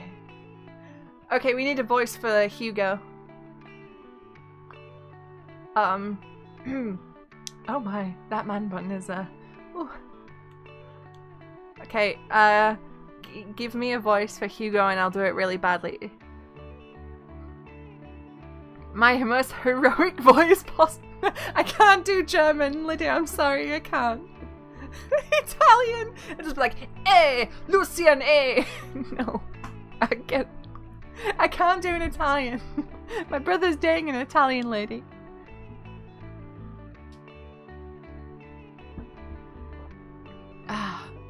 Look at that chin, that guy's a superhero. Just the deepest, sexiest. I was doing that for the other guy.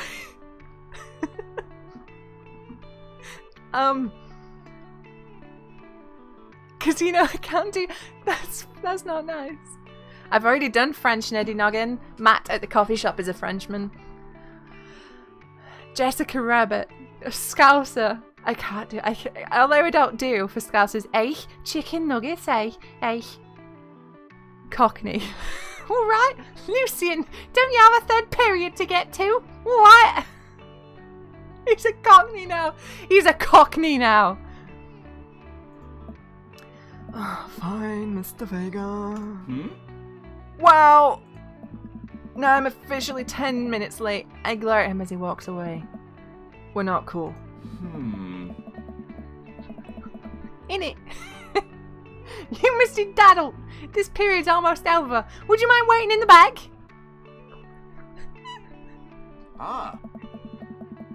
The sexiest guy, and I give him that fucking voice.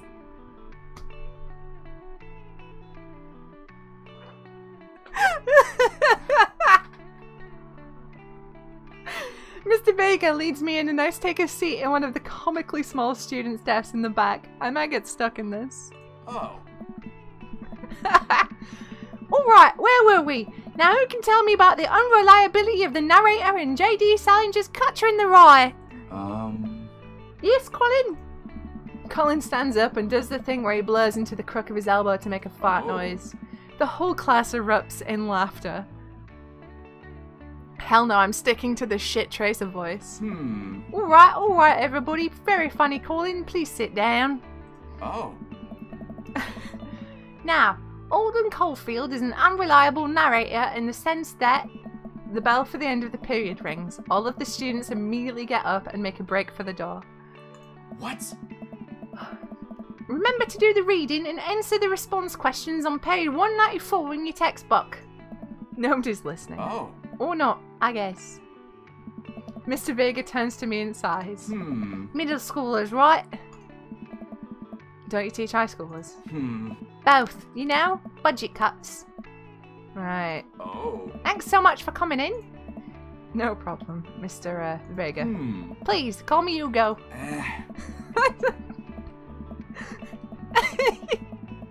I don't normally do these impromptu things. What am I doing? What am I doing?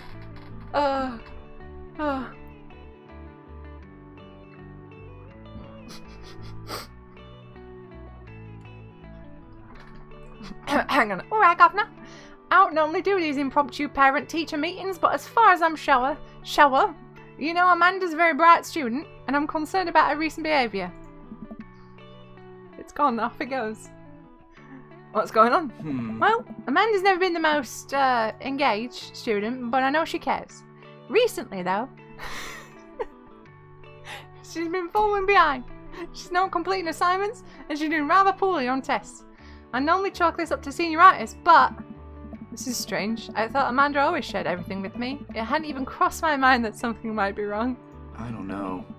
He's Mr. Club. Oi, right. I just wanted to ask, is everything alright at home?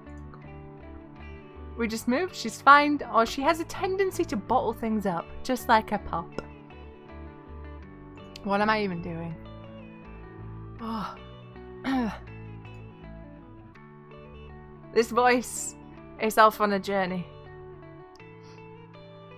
Let's go, we just moved. Well, we just moved recently, but it was only to the other side of town, and Amanda was more excited about it than I was. Ah. Oh, what? See if you can talk to her about it. I know she values you a great deal and would appreciate your guidance. If she keeps heading down this road... I don't know. I know how important art school is to her, and I would hate to see her miss out on the scholarship money that she clearly deserves, Governor. I'll make sure to talk to Amanda. Thanks for letting me know, Hugo. Ah. Anytime. What? On my way out, I stopped thinking for a moment. I turned to Hugo. Hey, Hugo? Hmm? Yeah? Did you ever catch that, Ray? Oh. Yeah. You regret bringing this evil into the world. I leave the classroom and make my way out of the school. I'm still a bit in shock that Amanda was able to hide this so well from me. She's always been such a force for positivity in my life, especially after we lost her mother. Amanda must be done with classes for the day by now. I'm sure she would appreciate a ride home, and maybe I can talk to her about what's going on. Okay, right. I need to just take a really tiny break to refill my water because I need it. So I'll be back in like a minute. So I'm really sorry, but I'll be back super soon.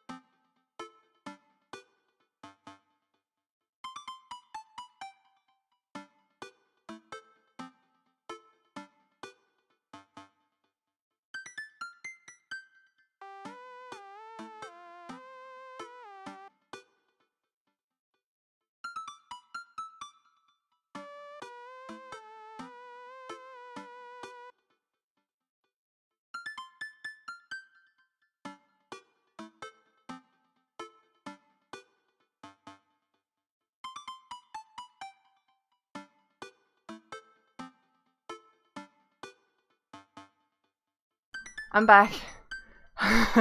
Oh, my voice. I am not going to be able to speak tomorrow, so I'm sorry, Strad crew. Okay, so. Are we all back? We all good?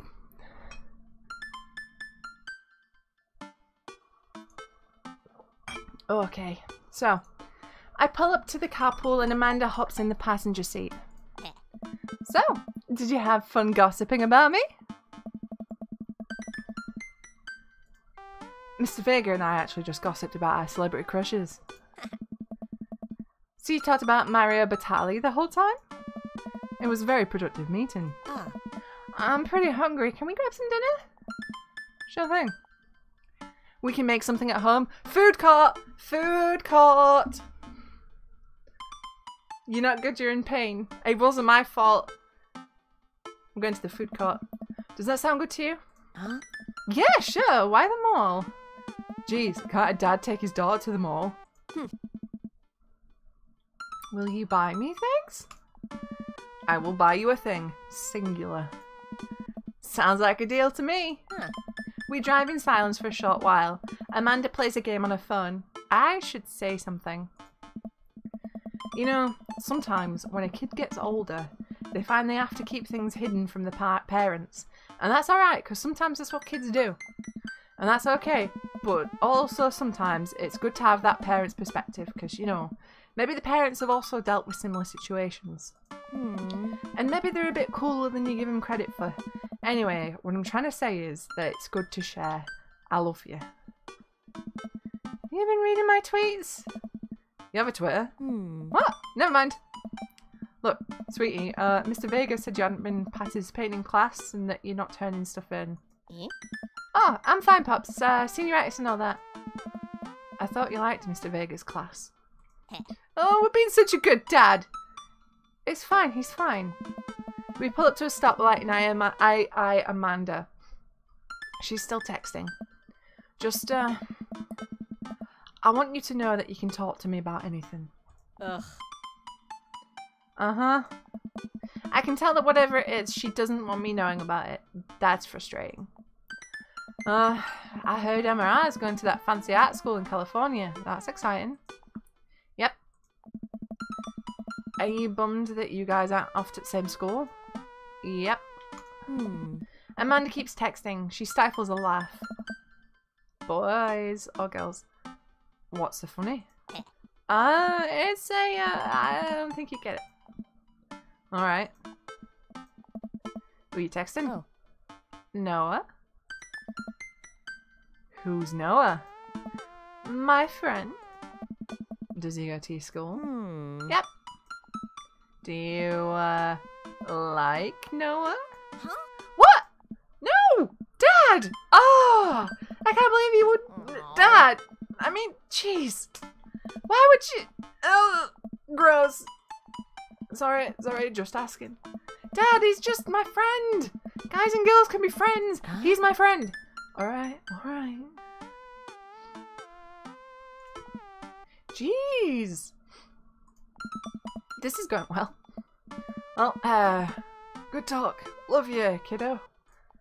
She leans forward and turns up the radio. I guess that conversation's over.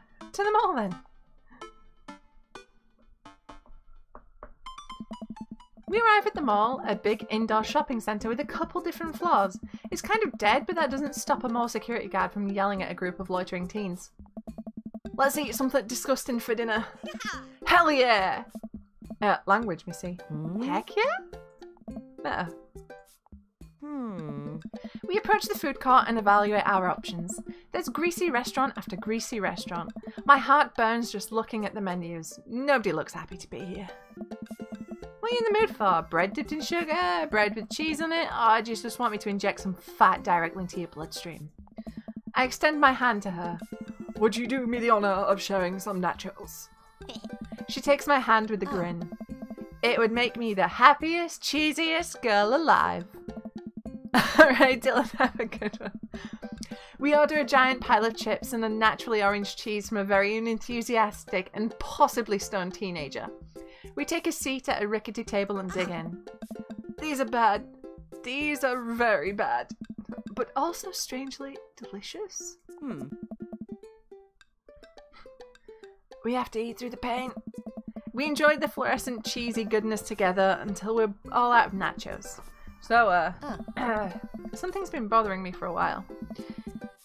Can you explain memes to me? Hey, this is real. Which meme?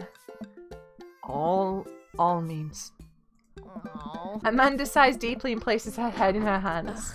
Dad, it's complicated. See, memes are inside jokes shared by a bunch of people that get less funny the more people do it. So the problem is that by the time a meme gets to you, Dad, all his youths have already done the joke to death. And what's worse than that is that movies and TV and video games will try and jump in on a meme train, but just based on how long it takes to make them, the meme will be long dead by the time it comes out, so it just dates it and it isn't funny. Oh shit, what up? Dad, please. Anyway, changing the subject. Where to now? I still say oh shit, what up? Uh-oh, am I an old person now? Goth store! Goth store! Wanna go to that goth store? What? You know, the one that's all black and tries to establish itself as anti-establishment despite being an exact representation of the establishment. I don't know what store you're talking about. You know, the one where you can buy chain wallets and it's basically an assault on what people fought so hard against in the punk and hardcore movements of the 70s and 80s. Dude, you've got to be more specific. The one you threw up in that one time. Oh, that one! Yeah. Amanda runs into the store with me trailing behind her. She makes a beeline for the back. Right. There it is! You can still see the outline, kinda. I'm so proud. Speech! Amanda. Speech! Speech! Speech! Alright, I'll do it if you stop chanting! Amanda stops immediately. I clear my throat. Thank you all for joining us here today to commemorate an historic moment that would forever shape history. One on a day very much like today, some 5 years ago, our very own Amanda Ann O'Rivia had too much blue raspberry slushy on an outing to the mall. After begging her father to take her to Dead Goth and beyond to buy rainbow suspenders, she proceeded to throw up all over the display of My Chemical Romance merchandise. Her loving father then had to pay for said merchandise, which to this day remains among our possessions. Thank you. Thank you. Amanda is moved. She begins clapping, slow at first, then faster and more vigorously. Several other patrons turn their heads. One of them also starts clapping. I bow my head. Oh hey, chain wallets! While Amanda busies herself looking at band t-shirts, I try to find something of interest to myself. Not much for a dad to look at in a dead goth and beyond. Should we peruse the band t-shirts, look at ironic mugs, or check the clearance bins for hot deals? The thing is, there used to be a shop very much like this in Leeds and it was my favourite shop. Clearance bin?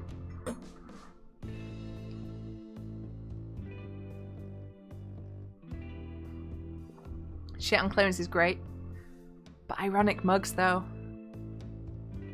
We have 2 votes for 2, 2 for 3.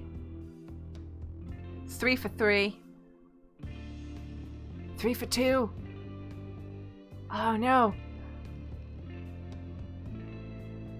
Anyone else? Anyone else want to vote? No, we don't have Hot Topic in the UK. The shop we had, it was called Grin, and it was full of band t-shirts, fishnet stuff, and goth clothes. I loved it. Okay, so I think mugs. We're gonna look at ironic mugs. I'm suddenly stricken by existential fear. There is only one #1 dad. If there's only one #1 dad, then why are there so many mugs here that say that? This whole time I thought I was the only one. If I'm not #1, where do I place on the global dad ranking charts? I have work to do. I think I know who this is. Okay. If this is who I think it is, then I need to,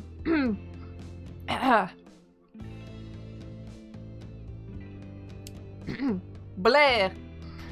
Look, this is very important to me. Yeah! Goth Dad! I overhear a stifled argument at the cash register. An older gentleman is carrying a garment and showing it to a bored-looking cashier with pink hair.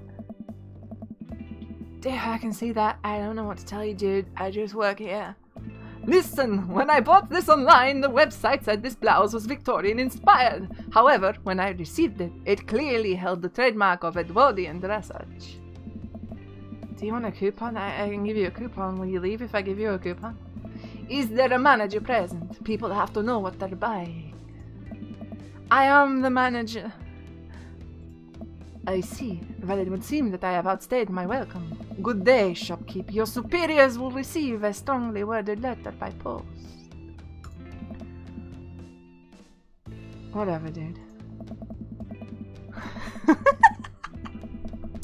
How do I manage to make almost everyone less hot? Excuse you? The man wheels round and storms out, his literal coattails trailing behind him. I can't tell if they're Victorian-inspired or Edwardian in nature. Tell me this is your Stroud voice. It is now.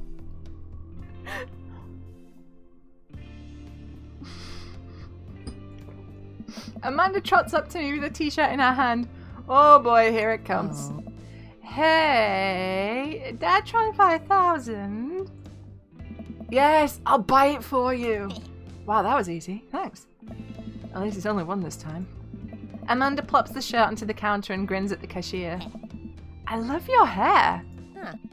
The cashier says nothing and rings Amanda up, radiating hatred. I hand her a 20. Oh, if only it was champagne. It's a Pepsi glass with water in it. Actually, I don't like champagne. So what was that guy's deal? The cashier rolls her eyes so hard I'm worried she'll pull something. That's Damien. He's in here all the time. He's obsessed with Victorian fashion or whatever. She hands Amanda her bag and it's clear the conversation is over. We make our way out of the store and head home to get some rest. I love Damien. Like, he's a dick to retail people, so he's like a wanker. But I do kind of love him. Amanda and I sit on the couch trying to find something to watch over the bowls and ice cream. That guy is my favourite for reasons. I wonder what my reasons for liking him are. Cloak. Goth. Vampire. Maybe. Yeah, maybe. Oh cool! Long Haul Paranormal Ice Road Ghost Truckers is on! Your favourite, right? Oh, hell, yes. They have to make it over the Canadian tundra before the ice road melts, but they're also hunting ghosts. Also, the trucks are haunted. This is an episode I've already seen, but it's one of the best. Callum and Flint Dogbone, the twin brother truck driving and ghost hunting duo, find themselves in the greatest peril yet. Oh no! The ghost done got out of control of the truck! I can't steer on them here damn ice roads! Let me use this EVP meter and try and communicate with the spirits. Flint, we're about to die! Ah, almost got it. If you listen carefully, it sounds like it's saying, you're gonna die. That's because we're about to die! You... This is hot. The episode ends and Amanda excuses herself to go and start arguments on the internet. I stay up a little longer, curious about the exploits of Callum and Flint Dogbone after their disastrous ice road accident. Afterward, I crawl into bed and get a good night's sleep. Dad tip 89. Look at situations positively. Oh. Snore, snore. Morning, sleepyhead! Oh, 5 more minutes. You have never ever let me have 5 more minutes, so get up. Fine. We have cereal for breakfast and spend the morning putting together furniture. Amanda is much better at interpreting the tiny manuals. We were able to put together a few shelves and one desk, but I'm pretty sure it was supposed to be a bookcase. So, you excited for the cookout today? Excited to beef up my grilling skills. If there's food, I'm excited. I think the top one is the most dad answer. But also the second one is me. And they're all me, to be honest. Which one? 1, 2, 3. I think we should go 1. That's my vote. Boop, boop, boop, boop, boop, boop. Ba-da-boop, boop, boop, boop, boop.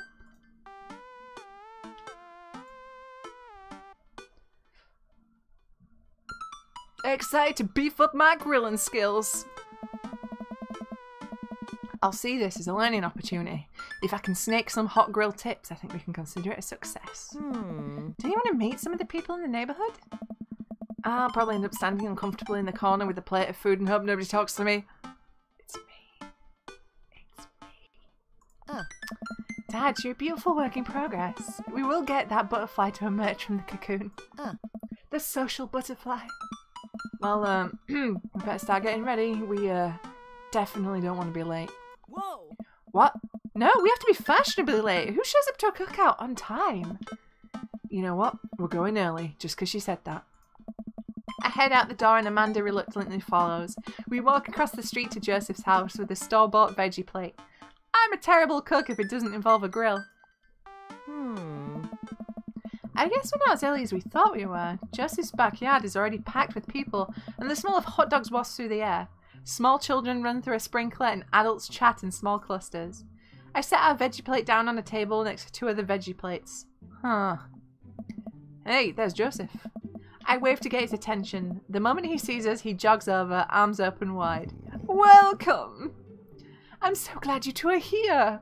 And you brought veggies. Oh. Let me introduce you to my family. Kids, come on over here. This is Chris, my eldest. Oh. Hi. Oh. This is Christian and Christy. They're twins. Hey. They stare creepily and say nothing. Oh. Then, of course, there's our youngest, Krish. Wait, where is Krish? Maybe Mary put him in his crib. Oh, it's her! I knew it was her! Oh no, it's the woman from the bar the other night. What's she doing here? Oh, and how could I forget my lovely wife, Mary? Hey. Joseph pecks her on her cheek. She smiles. Ah, Mary, sweetheart, did you put Krish to bed? I'll have to go look for him. Oh. What? You'll have to... Joseph takes a moment and regains his composure. Mary, this is our new neighbor, Dadalt and his daughter Amanda. I'd shake your hand, but I have a glass of wine that I need to attend to. I love her. Nice to, meet you, Mary, for the first time. Charmed. Well, I have to go over there now. Mary leaves. Oh god, this is so awkward. I wonder if Joseph knows. I wonder if Mary knows that Joseph knows. I wonder if Joseph knows that Mary knows that I know. It takes all of my energy not to run away from the barbecue and start fresh in a new city. My wife has a wonderful sense of humor, but please, you two enjoy the barbecue. All the guys are really excited to meet you. Wow, I think I've actually met everybody else. Oh. Great, I bet you're excited to get to know everyone better. Hope you both enjoy yourselves. Amanda and I mill around and try some of the food spread out on the table. I pick at some deviled eggs. Amanda grabs a small paper plate and immediately begins piling it with baked goods. I don't want to have to make friends. Ugh. Come on, Dad. Who are you gonna party with when I go off to school? But I don't want to have to do pleasantries. Dad. Oh, they're gonna talk about the weather. Oh. Go, do it, make a friend. How can I possibly abandon my only child at a social function? That's bad parenting. This plate of cookies is my new dad. Bye. Amanda shoves me into the center of the yard. Well, here goes nothing. This is all of us. I look around the party and I'm surprised to see some familiar faces. Isn't that the barista from the Coffee Spoon? Oh dang, Robert's here. Didn't that guy throw a frisbee at my head? Isn't that the guy who was throwing a fit in the Dead Gotham Beyond? Isn't that Amanda's teacher? Hey, I know Craig. But wait a second. All of these people live in a cul-de-sac. That can't be right. I'd better investigate. I spot Joseph chatting with the guy from Dead Gotham Beyond by the grill. I wonder what they're talking about. I walk over to them. So I'm curious. Can you walk me through why you had your house painted black? Where do I even start? Nope. Blair. Where do I even start? The house stays warmer in the winter. No, I went tourbillon then. Oh my god, I went tourbillon then. Blair, vampires. Eastern European, kind of. It provides an artistic contrast to the rest of the neighborhood, and it complements the crimson interior perfectly. Yeah. It's definitely an interesting choice. Oh. That was not the voice I expected. Build them up, break them down. Torbjörn.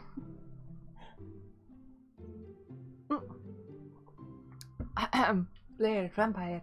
God, I have to mentally do that every time. Vaguely epic. Thank you. I'm very proud of my abode. Dadalt, I was just having a conversation with Damien here about his aesthetic design decisions. Damien regards me up and down with a warm but critical eye. Ah. How do you do? I don't believe I've had the pleasure. I think I saw you in Dead Gotham Beyond the other day.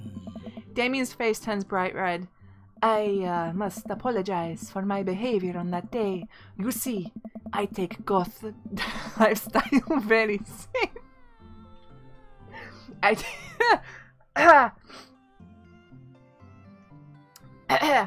You see, I take the goth lifestyle very seriously, and to be caught in a ruse by such a corporation as Dead Goth and Beyond was profoundly frustrating indeed.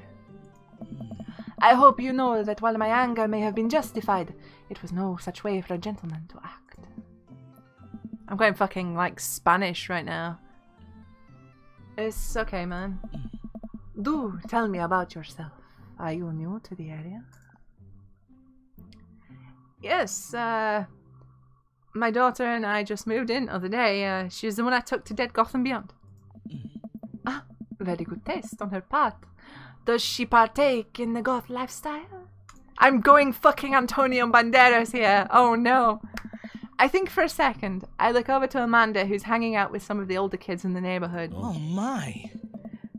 Hey Amanda, would you consider yourself goth?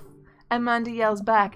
I wouldn't necessarily try to fall under any one specific label, but I guess if I had to choose, I would be more describe myself as twee hipster with some normcore leanings.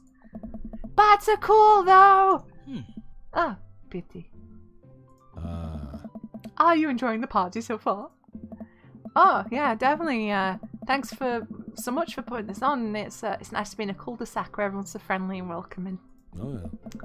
Amanda walks up to the conversation. I also like The Lost Boys a lot. Really good movie. Does that count as goth? Ah. That it would, my dear. I don't believe we'd had the pleasure of meeting. No! Hang on. Hang on. Blair, I want to suck your blood. Vampires. Barovia. I don't believe we'd had the pleasure of meeting. Damien Bloodmarch at your service. Damien finishes the sentence with a flourish and a bow, producing a single rose and offering it to Amanda. Amanda blushes and returns the gesture with a curtsy. My, do you know how to treat a lady? I fucking did it, and then he did it. It's fate. It is fate. Hello, Amanda. Seemingly out of nowhere, Jess's twin kids appear. Are they speaking in unison? Hey! Won't you come and play with us? Huh? Come play with us forever. Yay! Guys, enough with the creepy twin shtick. We've talked about this. Christian and Christy slowly back away. His name is Damien Bloodmarch, and I love him. Where do you think they got that from? Mary pops into the conversation, wine in hand. See, I like her aesthetic. I like what she's got going on. Oh. I, don't know. Mary takes a long sip of the wine. I think I might have taped over a VeggieTales VHS with The Shining. Who knows? She takes another sip of the wine. Where's Krish? Wasn't he with you? You, had him a moment ago. He's probably stuffing dirt in his mouth. He'll be alright. Toddlers are pretty resilient. Mary tips her glass to me. Ain't my first time to the rodeo. It's my 5th. Come on. I have squeezed 4 little. Sweetheart, would you do me a favor and please find Krish? That would be great. Oh my god. Alright, Amy, have a good one. Love you too, bye! I'm sure he's fine. Mary. Okay, jeez. Mary finishes her wine and wanders off. She looks like she's gonna set a church on fire. Dad, can we go? Oh no! Oh, Dad, can we go now? Lucian, have I introduced you to Dadalt yet? Hey, it's that punk from Amanda's school. I remember you. Whatever. That's no way for a young man to speak to his elders. Be polite. Lucian bows. Whatever. No, whatever, sir. No. Whatever, sir. Lucian bows again. Mr. Christensen, may I have a veggie burger, sir? Coming right up. Coming right up, bud. Are you a vegetarian? Yeah. Uh-huh. Make that too, veggie burgers. Did you know that some people in the Victorian era were vegetarians? They described carnivorous type people as blood lappers. Dad. Aye. That's really interesting, Damien. Joseph turns to the grill. Just a hint of a tattoo peeks out from underneath his sleeve. I can't believe I didn't notice it before. Whoa, oh no, whoa. Hang on, it's Lucian, so bring our excitement levels all the way down. Whoa, is that a tattoo? Excellent. Yes, I wasn't always at youth pastor, you know. That's so cool. You want to see mine? Ah! What? Lucian pulls back some rubber bracelets, revealing a lopsided 666 in black ink. My buddy gave me a stick and poke tattoo last week. I think it's healing up pretty good. Lucian! We'll talk about this later. That's pretty cool. What's the significance of the tattoo? I don't know. I just thought it looked sick. Well, in my opinion, the only reason you need to get a tattoo is because you want one. Careful though, that number carries weight. Man, Joseph is a way cooler youth pastor than I thought. I just figured youth pastors popped out of the womb with the Bible. I wonder what he did before preaching. Burn the neighborhood to the ground. Let's talk to Matt, Hugo, and Craig. Let's do all the accents at once. Matt and Hugo seem to have been embroiled in an intense discussion. Craig looks on, smiling positively. I walk over to say hello. Alright, Hugo's the teacher, right? So he's Tracer. Alright, well I don't think it's fair to try and compare two art movements like that. Periods in art only exist because they're a unique byproduct of the social and political climate of a time and place, and to try and take something like, say, the Rococo period and compare it to postmodernism in America, you're completely disregarding the context in which a work of art is created. Matt and Hugo seem to be so busy talking that they don't notice me. Craig leans in. Dude, I have no idea what's happening. I'm going to listen in on Matt and Hugo. Oh. That kind of comparison just eliminates the reason art movements are so important in the first place.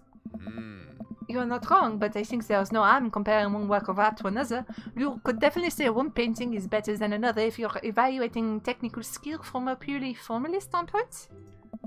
If I showed you a Matisse and something by the Dutch masters, which one would you say shows more technical prowess? I am so lost right now. I'm not. That's just, this isn't even a discussion, man. I shoot a worried glance over to Craig, who returns it. Well, sure, you could say that the Dutch masters were technically more skilled, but I would argue that while the Dutch masters were better painters, Matisse had better paintings overall. Oh. How do you mean? Well, that painting of the guy with the apple in front of his face is pretty nice. Matisse rocks. That's a Magritte. Ah, right. Sorry. Yeah, there's a Rene Magritte. Dadalt, come on. You're fine, dude. We were just discussing the importance of context when talking about artwork. Listen, all I asked was if you like Van Gogh or Picasso better. Oh. Hugo throws up his hands in frustration. But they represent two completely different art movements. How could I possibly choose between the thick, creamy impasto of post-impressionism and the abstractionist beauty of cubism? Hey, welcome back, Bex. Man, that's all way above my head. Me too, bro. Hey. It's so good, man. The cool thing about art is that we all perceive it differently. A single piece could have a totally different effect on each person that looks at it, and that's awesome.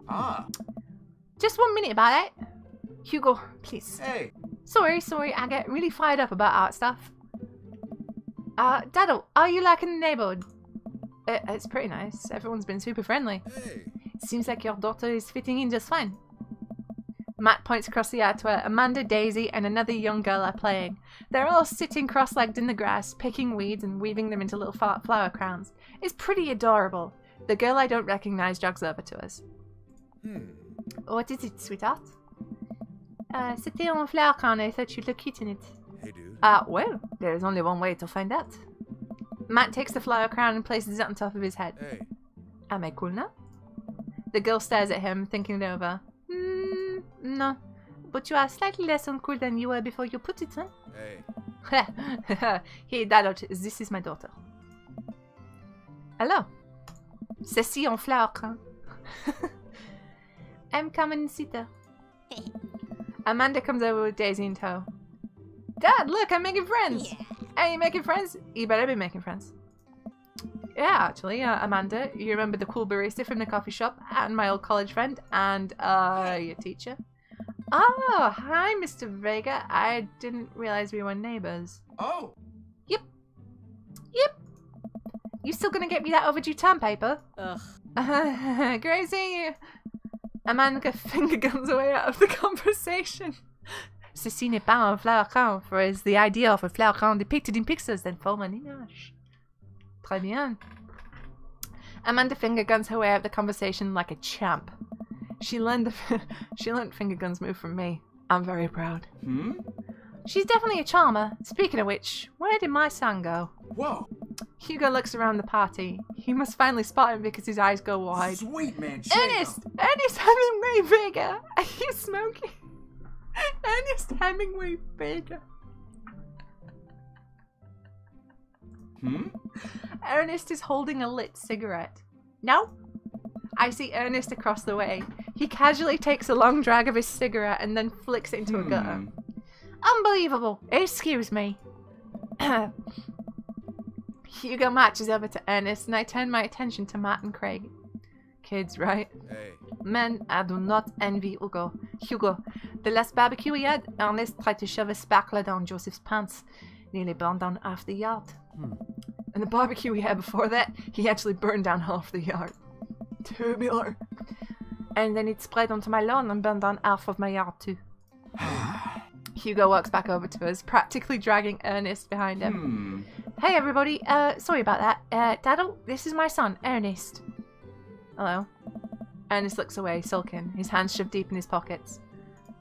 Hugo nudges him impatiently. Right.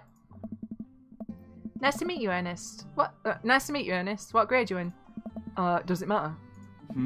Hang on. Ray Winston. What? Ernest? Okay, I'm in 8th grade. God, are you happy now? I'm sure you were just dying to know. Yeah, good for you. Can I go now? I'm tired of talking to old dudes who blame my generation for the failing economy. Ouch. Ernest! Oh yeah, because I'm totally embarrassing you.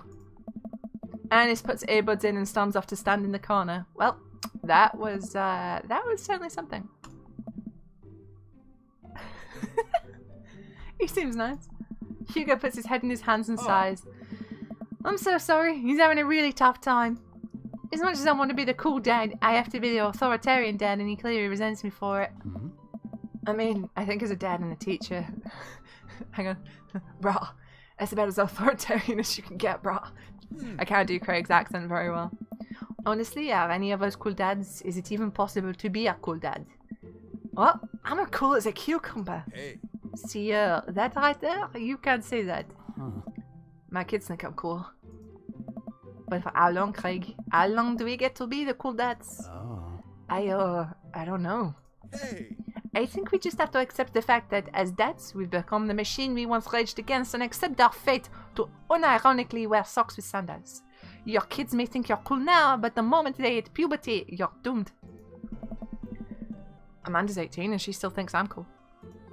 I yell across the yard to my daughter, Amanda! I'm cool, right? Amanda just laughs. She keeps laughing. I see your point. As much as we don't want it, I don't think it's as important to be a cool dad as it is to just be a good dad. We can't all be best friends with our kids. It just doesn't work. I mean, look at me and Ernest. Our jobs as parents is to make sure our kids turn out okay. Yeah, you're right, but it'd be nice to have it both ways. Hearing these guys talk about this makes me think of my relationship with Amanda. We get along so well, but there might become a time when it won't be like that. Is college when that happens? Don't let us eat up your time, Dadalt. Go meet some of the other people around the neighborhood. I walk over to Robert and Brian, who are chatting over drinks, determined not to be weird about what happened last night. I hope Robert feels the same. Hey guys. Dadalt, how the heck are you? Settling into the neighborhood, alright? Oh, you betcha. Got the living room in order at least. That's great to hear. I've been doing some living room work as well. Finally got the 50-inch in there. The game looks great in high def. Oh boy. Dadalt, have you met Robert yet? Yes, I believe we've met briefly. Hey. Robert takes a long sip of whiskey. Robert robotically extends a hand. I shake it as he stares unblinkingly into my eyes. Oh god, what does it mean? How's it going? It's good. Robert focuses on the whiskey he's holding. He takes a long sip. Great! Look at my friends becoming friends. Us dads gotta stick together, you know? As dads? Robert has a kid? Oh, I didn't know you had kids. Robert continues to stare at me. Jesus, does this guy ever blink? Yep. Cool. That's cool. We stand in incredibly uncomfortable silence for several moments until... Thank you for... Thank you for that subscription, Charlie. Can I get so many hearts for Charlie and so many Oscars for me? Thank you. Thank you. Well, at first I'd like to thank my mum and God for yeah. Thank you, Charlie. Okay. We gotta get off this haunted truck. Oh no, the ghost locked the doors. Daisy and Amanda run up to us. Thank God. Quick, hit the emergency escape button. But trucks don't have an emergency escape buttons. Then hit the brake, I guess, and then we'll get out of the truck. The imaginary truck. Anyway, we're safe from the ghost, but how will we ever survive this Arctic tundra? Daisy, you have to eat me. Are you prepared to do that? I'm prepared to do anything to survive. That's cold-blooded. I like that. Yeah, my ghost dad. I'm not sure I have the materials required to properly cook you. Wait a second, are you guys playing Long Haul Ice Road Paranormal Ghost Truckers? Yeah. Amanda and I love that show. It's the best, especially that episode where Callum hides Flint's keys and Flint retaliates by breaking an ancient cursed urn and spending the spirit after an yeah, such quality reality television. Alright, Daisy, I found us a couple of bugs. They're gonna make a great meal, lots of protein, gonna keep us from starving out here in this harsh, icy wasteland. But there's a whole table of food right over the... Daisy, it's a game. We're playing pretend. It's what kids do. Live a little. Amanda gives Daisy a handful of gummy worms from the snack table. They eat them with mock disgust. Let's go find kindling for a fire. Alright. Okay. But not an actual fire. Because we're playing pretend? Now you're getting it. Daisy and Amanda run off. What a cute couple of kids. I turn my attention back to the conversation, but wait, where did Robert go? I skim the party and finally find him in the corner talking to Mary. Does he not want to talk? Man, I've never seen her get along with anyone so quickly. I snap out of my Robert-induced haze. I guess Amanda just sort of has a way with kids. That's kind of amazing. Daisy doesn't really get along with kids her age. It's nice that he's not trying to one-up me this time. Maybe we can have a regular friendship after all. Really? She just kind of keeps to herself. Her teachers say she spends every recess in the library. I think the other kids are intimidated by her intelligence. There it is. I wouldn't worry about it too much. Amanda was shy at Daisy's age too. She used to have a habit of crawling under tables and crying every time we took her to a restaurant. She bit people too. Kids, right? Gotta love them. You're required to, by law. Well, since they're getting along so well, maybe we should try to put together a little play date for them. Yeah, that'd be nice. Well, I don't want to take up too much of your time. Go meet some of the other fellas. And without further ado, let's work some magic. Joseph closes his eyes, takes a deep breath, and gets to work. With the greatest of ease, he sets patties on the grill, flourishing as he flips his spatula in the air. It's easily some of the best grill work I've ever seen. You guys think this is my first time in front of a grill? He's working faster now, effortlessly tossing cheese onto patties and perfectly grilling onions on the side. One after another, the dads take notice and crowd around Joseph to admire his masterful technique. Oh. You probably didn't know this, Dadalt, but Joseph's known around here for his grillmanship. Ah. He's unbelievable! Dude. Dude, I try to get on his level, but I just can't catch up. Oh, this hurts me. Oh. Let us keep studying. He has a rare quality about him. Oh. Mustn't we keep talking about this? Can't we just appreciate the artist? Hey. I've never seen him make a mistake. Oh. Alright, we need to stop. This is getting too cheesy. Please stop. I'll let the children at the party boo the glorious display of puns in unison. Wink. Alright guys, the food's ready. Please form an orderly barbecue. Amanda groans. We all grab our food and hang out, enjoying perfectly cooked cheeseburgers. Yeah.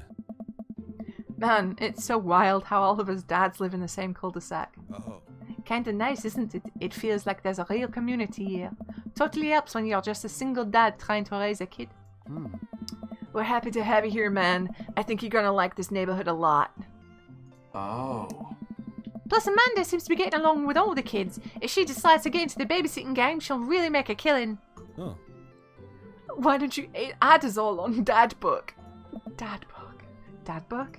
Yes, it's a great social network for dads to keep in touch with each other. We're all on it, so if you ever need to reach out to anyone, that's the simplest way to do it.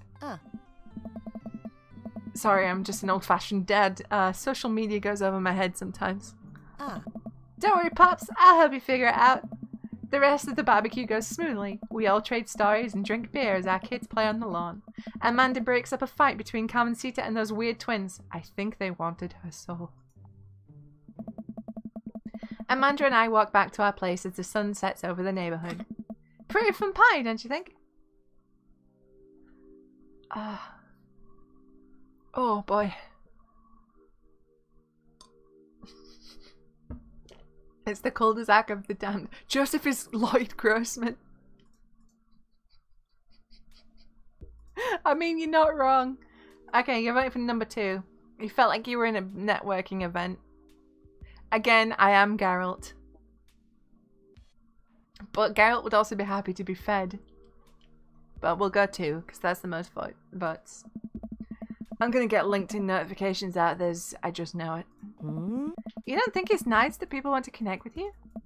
Not when their affection jams up my inbox, metaphorically speaking. Well, hey, at least you met some other cool dads. You should hit them up on Dadbook. Maybe I will, if I ever figure out how social media works. I have a good feeling about this place. Me too, Dad. You're never too busy or important for your kids, I think that was one. Amanda and I arrive home with the remnants of our veggie plate. Seems like nobody was really into the cauliflower, because cauliflower is the devil. Any big plans for this evening? Actually, yeah, I'm going out with some friends. Oh? Is that okay? Of course. Just keep me posted and be on before midnight. You got it. And be careful. I will. Make good choices. Of course. And call me if you need anything.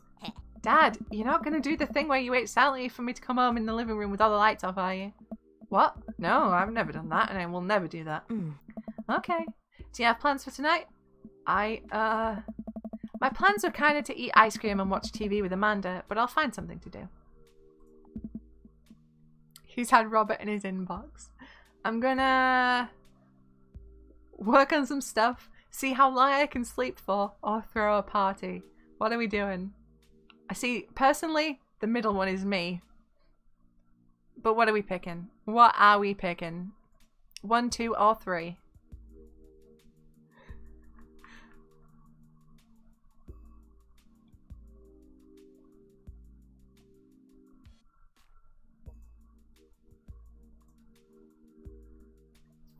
Three. Looks like 3. Throwing a pie.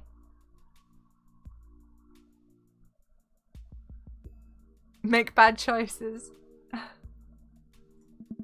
A real rager. All the other dads in the neighborhood are invited. I'll see if I can get you a spot on the list, but honestly, it's looking tight, and you might just have to wait in line. I know the guy at the door. I'll get in, no problem. I'm just relaxing tonight. Have fun, alright? Great! See you later! I watch Amanda drive off into the night. I really do hope she has fun. I plop down in front of the TV and turn on some wine and dine mastermind with celebrity chef Gavin Chapman. Looks like Gavin's making a roasted rack of lamb with rosemary mashed potatoes. Ooh. I'd love to be able to cook like that, although I think if I was actually good at cooking, I'd use my powers for evil, like just making baked Alaskas all day instead of any food of real nutritional substance. Man, Gavin Chapman just caught that thing on fire, but he meant to do it. What a professional. I lose track of time as I blaze through several episodes of Wine and Dine Mastermind, and also one episode of some cooking show called Meat Hell. I'm not even sure what that one was about. It was just a lot of yelling. I glance at my watch. Man, it's almost midnight. I should check in with Amanda. I send a text. Hey kiddo, you good? I wander into the kitchen as I wait for a reply. Amanda's phone is almost always in her hand, so I'm sure she'll respond soon. Unless she's driving home now, in which case I hope she doesn't respond soon because I definitely taught her better than to text and drive. Alright kid, see you! See you later! I reach into the freezer and grab an ice cream sandwich. It's a little late for this, but I think I earned it after a long day of socializing. I check my watch again, and then my phone. Nothing yet. Okay, see now I'm worried. Do I call her? Do I call the cops? Nope, nope. It's too soon for that. I'll just send her a gentle reminder text. What's up? Half an hour passes. Now I'm really worried. The episodes of Gavin Chapman's Meat Hell are not only assuaging my anxiety, but possibly exacerbating it with all the yelling. So I keep pacing around the house, waiting for her to come back. Why didn't I find out where she was going? Who was she even with? Why don't I know if any of her friends' phone numbers? Why don't I even know any of her friends' full names? Who is Emma P? I decide to send her another text. Amanda, please text me and let me know you're okay. I can't help but think of all the awful things that could have happened to her. Oh, thank God it's her. Amanda opens the door and shuffles in. Finally she's back home and I'm glad she's okay. Sup? Sweetie, thank God you're safe. Aww. Yeah? But now that I know she's okay, I'm really mad. Why didn't you answer my texts? Amanda pulls her phone out of her pocket. Oh, whoops, I guess I didn't see those. She starts to walk to her room. Amanda Ann. Whoa, we're pulling out the middle name now? Amanda, you came home an hour and a half after your curfew and you didn't respond to any of my texts. You really freaked me out. I was about to call the cops. Huh? Dad, you're seriously overreacting. You're not going to be like this when I go off to school, are you?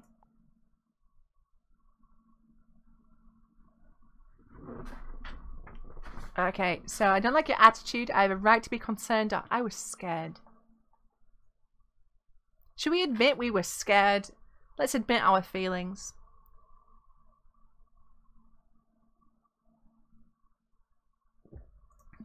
You weren't responding and it was just like when you dad. I have to stop myself from tearing up. Oh, Dad, I didn't mean to. I sit down on the couch and put my head in my hands. I feel very tired all of a sudden. You really scared me. Just, please don't do that again. Alright, I'm gonna go to bed now. Amanda closes the door to her room and I head to mine. Jeez. As I'm falling asleep, one thing she said keeps echoing in my mind. You're not going to be like this when I go off to school, are you? I definitely didn't sleep well last night. I brew some strong coffee and make some scrambled eggs for Amanda as a peace offering. Aww. She eventually wanders into the kitchen. Hey. I thought about what you said last night. I should have texted you. I said I was going to do it and I didn't. I honestly just didn't even think about it. I'm really sorry, Pops. I won't do it again. Well, I trust you to make good choices. I also thought about it, and I'll try to give you your space from here on out. I gotta trust that you can take care of yourself. Team O'Rivia? Team O'Rivia. Amanda gives me a hug.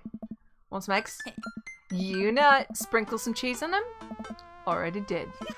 Bless you.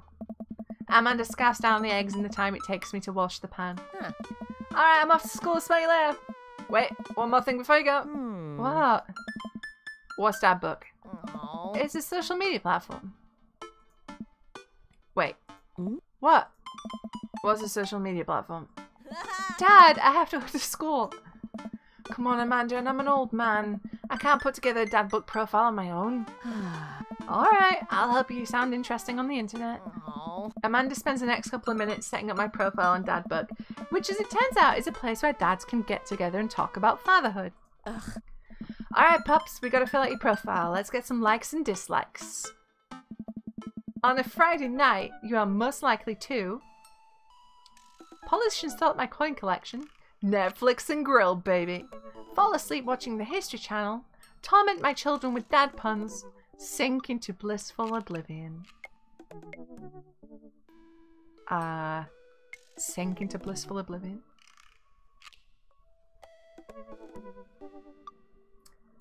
But the history... Right, okay, now here's the thing.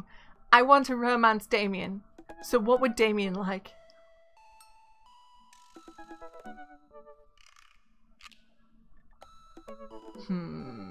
See, I think he would like the wording of blissful oblivion, but he is also into his history. So but I feel like that one. If you had one thing to take with you onto a desert island, what would it be? My trusty grill, the lost shaker of salt, Castaway on DVD for instructional purposes, a boat, obviously.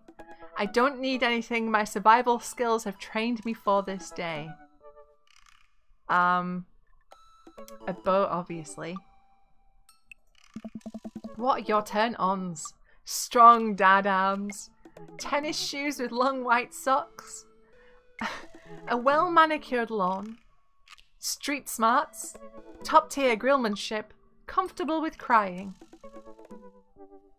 See, Damien is about aesthetic. Damien, he was very, very keen on his aesthetic. So I feel like the well-manicured lawn one. Although that is very Joseph. But then there's the grillmanship. I'm gonna go with the lawn. What did you want to be when you grew up? Technical writer for manuals and instructionals. A salty boat captain. Pro skater who is also an astronaut. A good father. The president of space. Why is salt mentioned so much? I don't want to know the answer to that question. What did I want to be when I grew up? The president of space. None of these are very Damien, but I did want to be the president of space. I want to be the president of space now, so I press that. What's my favorite movie genre? War documentaries? Sean Connery's entire filmography. Anything on Laserdisc. Romantic comedies. Whatever will make me cry. Old comedies that haven't aged well. I do know.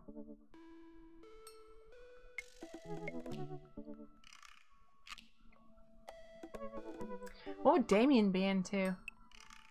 Sean Connery. Last one. Old comedies that haven't aged well. Last one. We'll do the last one.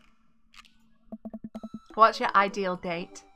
Napping together, doing a 1,000-piece puzzle together, eating a healthy dinner at 4 PM, trying to geocache for getting hopelessly lost, arson, being emotionally vulnerable. That's a great date. Having a sleep. Arson.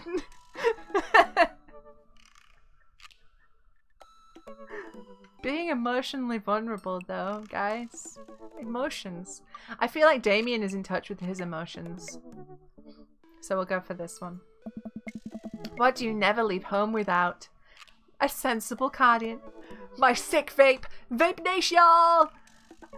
My book of word jumbles and a pen. A cool knife. My cripplingly low self-esteem. I frequently forget my phone keys and wallet at home sometimes. It's not gay if you vape.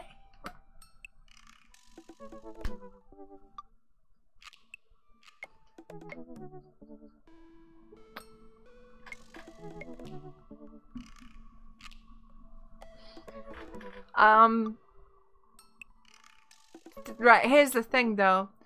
I never leave home without some sort of coat. So this.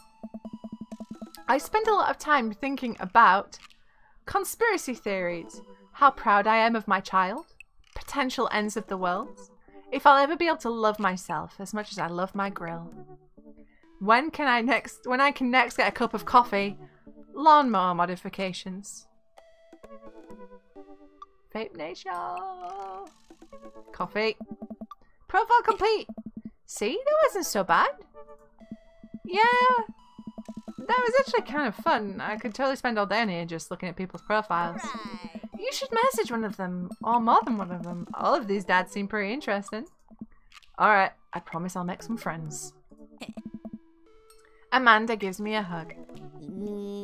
Go get him, Dad! Welcome. You've got dads. We've got dads! Okay, so if I can't romance Damien, Matt is my second choice, with Robert being my third choice. Hello, Damien. Damien Bloodmarch. How do you do? I have finally decided to join this information superhighway. I'm not entirely sure how this works, but I will try my best to understand. I love long strolls through graveyards and spending time with my son. If you would ever like to chat about the latest in Victorian fashion, the inevitability of our own demise, or black cats, please send me a letter. On a Friday night, you're most likely to listen to true crime podcasts while I taxidermy my nearest specimens. If you had one thing to say with your desire, would it be a coffin? What are your turns on pronouncing bosom correctly? What did you want to be when you grew up? A bat! What's your favourite movie genre? Foreign art house horror. What's your ideal date? It's night. We're at an industrial dark wave club in Berlin. The music drums to the beat of our hearts. I spend a lot of time thinking about mortality salience. How many hearts can I give him? Can I give him hearts? Hey, Damien.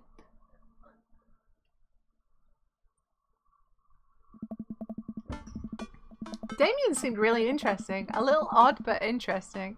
I think I should hang out with him to get him to know a little better. I navigate to Damien's dadbook page and type out a message. Hey dude, you seem cool. We should hang out sometime. I sit there for a minute before I see that Damien's typing. But then he keeps typing. And typing. Man, this guy writing a novel? I leave the computer to make some coffee. And he's still typing. I sip my coffee and the computer finally dings.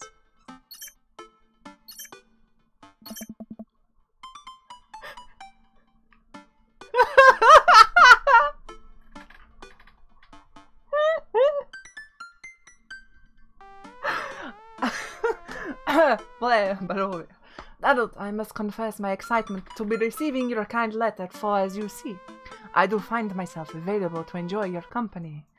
I must ask for your forgiveness, however, as I believe our first meeting did not paint me in a gentlemanly manner as I would have liked. I would be highly flattered to enjoy your companionship at my residence for an afternoon tea and stroll around my garden. Should it please you, till then, adieu.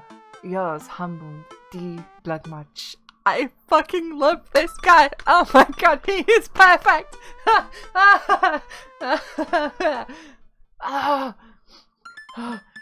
Hey, Amanda. Amanda pops out of her room. Her eyes are a little puffy, almost as if she's been crying. Hey, are you alright? Fine. Yeah, totally. I'm cool. Eh? Hey, Kat, how's it going? I just found out that the succulent I've been watering and singing to for the last 3 months was actually made out of plastic. Even the dough was fake. Oh, honey.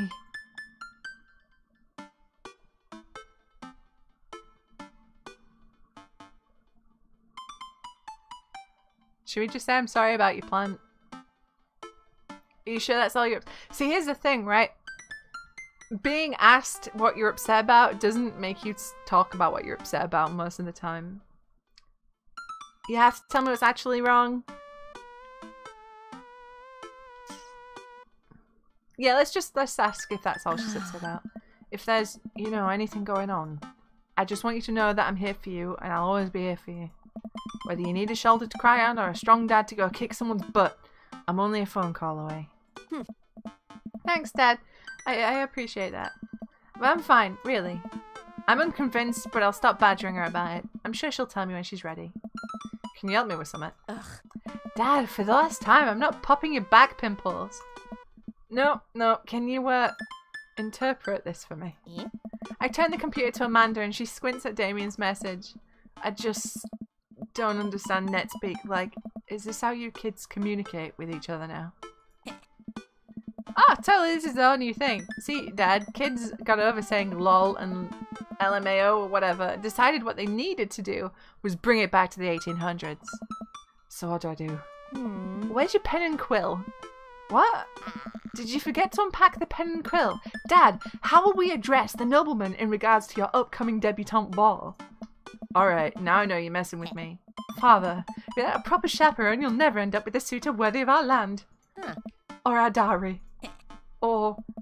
So you read Pride and Prejudice for school one time and now you're reciting things you know about it back to me, aren't you? Eh? Like, the first 5 pages, then I read a review of the movie. Still gotta be, though. Right, so what do I say to Damien? I got this. Amanda reaches over to me and types on the keyboard. Sure thing, dude. Regards. Dadalt. Hey. Amanda hits send and smiles at me. Well, I suppose that's that. This game is amazing. I fucking... Look at this house!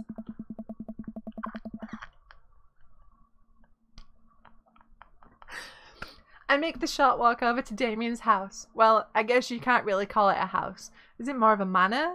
Estate? The Gothic architecture looms over the other homes in the cul-de-sac. I walk past a couple of gargoyles guarding the front door and look around for a doorbell. There doesn't seem to be one. I pull the large, ornately carved bat's head door knocker back. Ornately carved bat's head door knocker back, and a hollow sound echoes through the house as I strike it against the door. I wait several moments before the door slowly creaks open.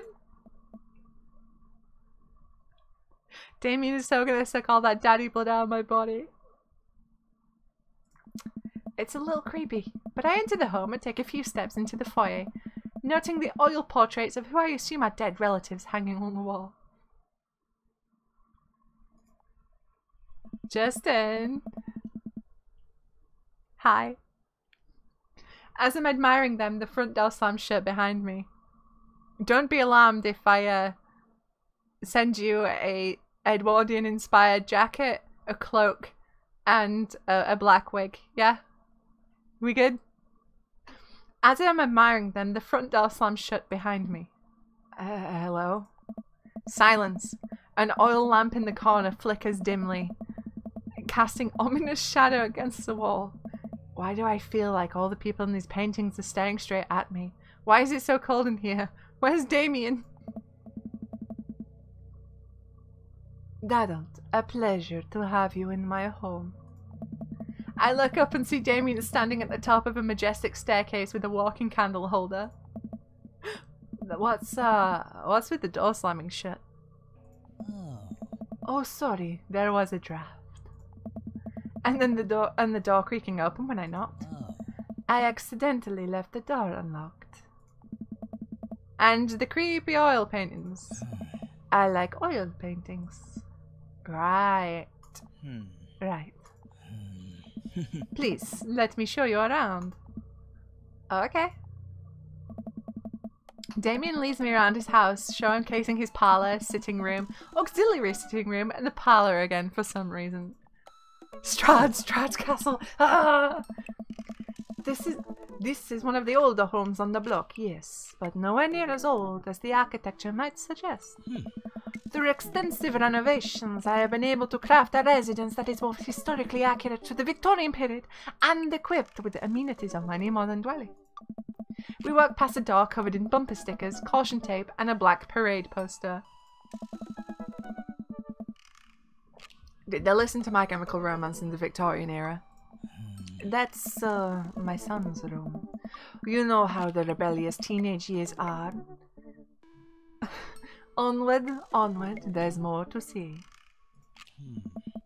We reach a door at the end of the hall that Damien opens with a flourish.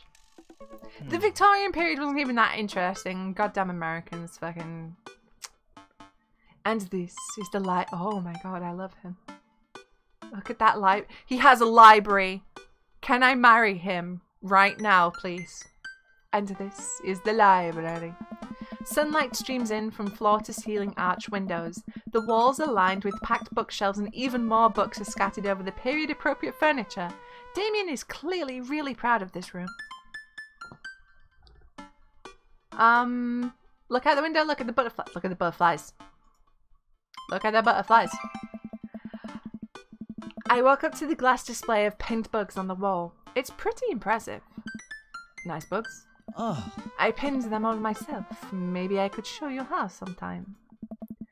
I'm concerned I would stick the pin right through my finger. Oh. Ah, the pinner's gambit. Is that a thing? No. Pick up a book! You know, Dadalt, in the Victorian era there was some controversy surrounding reading.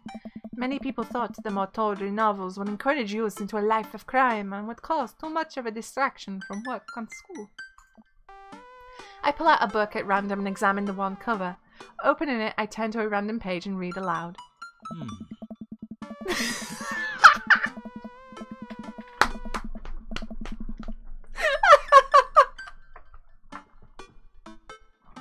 I'm feeling personally fucking called out right now.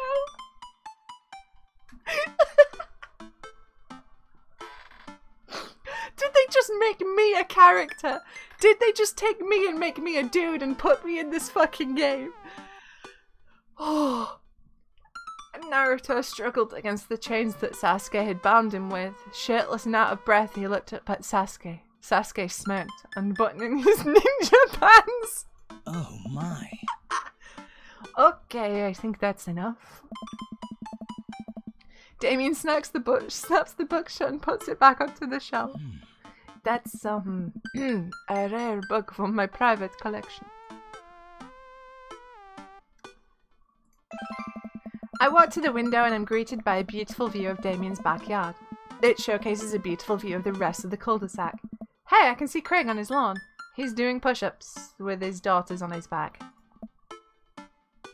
Damn. He sees me and waves happily, doing push-ups with one hand now. Damn! Huh. Did you know that Victorians spent at least 20 hours a week gazing longingly at the full-length windows?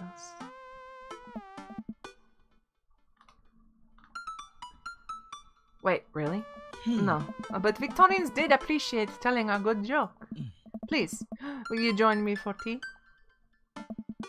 I follow Damien to his sitting room where the finger foods have already been set out upon a beautiful tiered silver tray.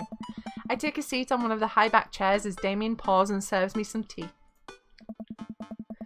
I can't believe we're having high tea. I never thought I'd get to do this. Damien smiles to himself. What? It is a common misconception that high tea refers to the wealth or class of the people enjoying it, when in fact the high refers to both the later time of day that the working class had to enjoy tea, and the height of the tables on which they're served. Oh. My dear friend, we're currently enjoying afternoon tea. That's informative. If Butcher of Domino City is in this library, I'm done. Game of the year. 10 out of 10. Yeah, I'm impressed. Damien could have been like, oh, that's my son's, but he was like, nah. I read Naruto/fic.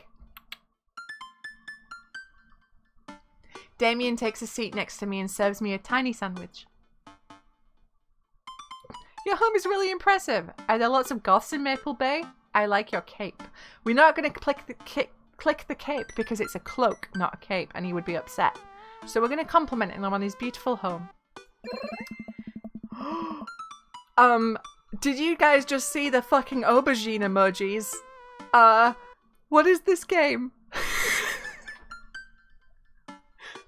It seems like you've really put a lot of work into this place. Huh. Thank you. No one's ever complimented me on my home before. Hell, I can barely get a matching salt and pepper shakers in my place. And look at what you've done. I'm kind of jealous. That's very generous of you to say. What got you so interested in goth stuff? Oh. Well, when I was a young boy, my father... Did he take you to the city to see a marching band? Is the bozo in the background also part of the family? I hope so. Huh. Sorry? Did you guys see a marching band? This fucking game. I am afraid I don't understand. You serious? Ah. Of course. But it's, you know, the song, Amanda made me listen to it. Seriously? I'd love to see a marching band. Nevertheless, I've always had a love for art, history, and fashion. Nope. What started off as a small hobby of collecting taxidermied animals grew into a sort of obsession.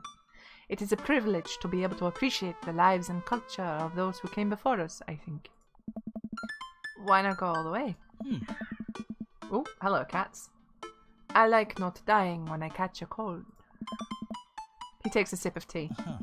I can acknowledge that there were many very terrible things about the Victorian era, and I try to live that life live a life that strictly aligns with those ideas would be admittedly horrible. Oh. I'm just fucking butchering this. But I think it takes a critical mind. Nope.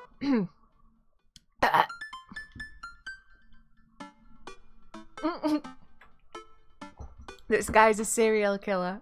No, he's nice, just eccentric. Come on, man. Blair. But I think it takes a critical mind to truly appreciate something to the fullest, to be cognizant of its flaws and love it all the same. Tell me, Dadalt, do you have any hobbies? Oh man, I do, but I don't know if I care about anything the way you care about this stuff. Oh. Remember, Blair, Blair. Well, I'd love to hear about your interests. Hearing someone talk about the things they're passionate about is intriguing, and quite honestly, rather attractive. Please, do tell me about your hobbies. Quick, sound sophisticated! I like watching sub-making videos on the internet. Love me some word jumbles. I learned how to juggle once.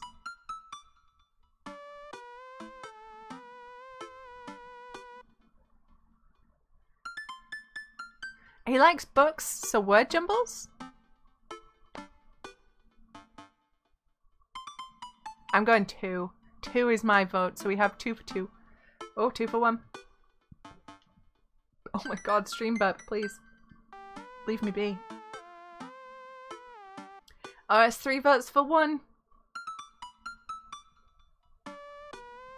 Alright, number 1 has it. Soap is an important advancement in modern society. Getting rid of germs and stuff. I'd say the people who make soap are the true heroes here. To watch them work is it's an honour. I tried making some with Amanda once, and we both had to go to the doctor for the rashes, which I guess goes to show that we should have to leave it to the professionals. We finish our tea and finger sandwiches. How delightful! Come, I have one more thing to show you. Damien takes me around the back of his home, where a variety of flowers flourish in beautifully landscaped rows. A small stone path weaves through it, and butterflies flit lazily through the air. This is beautiful. Oh. My garden. It's beautiful. Thank you. Victorians took flowers and floral arrangements very seriously. You see, it was considered uncouth to discuss personal and romantic relationships in public, so lovers and friends alike would use bouquets to send secret messages to each other. Each flower and plant is symbolic of our different feelings. Even more interesting is that one flower could mean different things depending on the other plants it was paired with. One had to be extremely careful. I went the fucking count then. One, Just give me 1 second. I need to do a really big cough, so I'm just gonna mute for a second.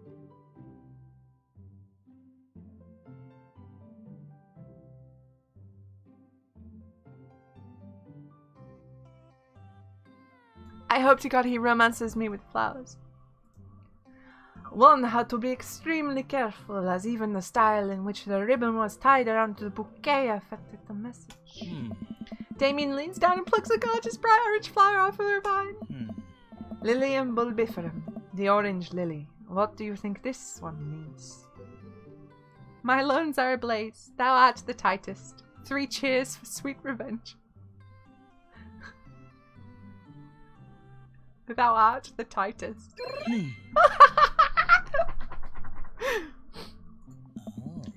The orange lily is actually symbolic of pure hatred. Oh, well. And that's precisely why floral arrangement is so challenging. What's your favorite type of flower? Snapdragons, honeysuckle, sunflowers. I like honeysuckle. They smell really good. And then you can eat the tiniest little drop of nectar when you pull the stem out. I'll have to remember that when I put together a bouquet for you!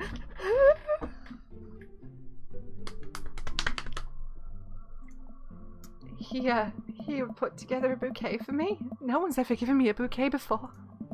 I follow Damien down the footpath and admire more of his beautiful flowers and his butt. Suddenly, a phone rings. Oh, Dadalt, will you excuse me? I must take this. Hey, Lynette! He pulls the cell phone out of his pocket. I'm a little surprised that it's not a rotary phone. Go for it. Damien smiles and walks back to the house. I take a deep breath and enjoy the heavily perfumed air. What a lovely yard. This makes me wish I'd put a little bit more effort into our garden. Amanda and I tried to start one time. Our watermelons grew to the size of cherry tomatoes and then immediately died. Oh hey, a gargoyle. Oh no, I knocked over the gargoyle. Fix that guard.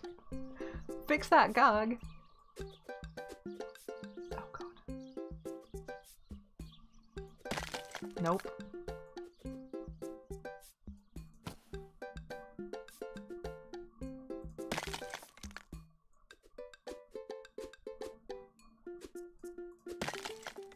Oh, okay.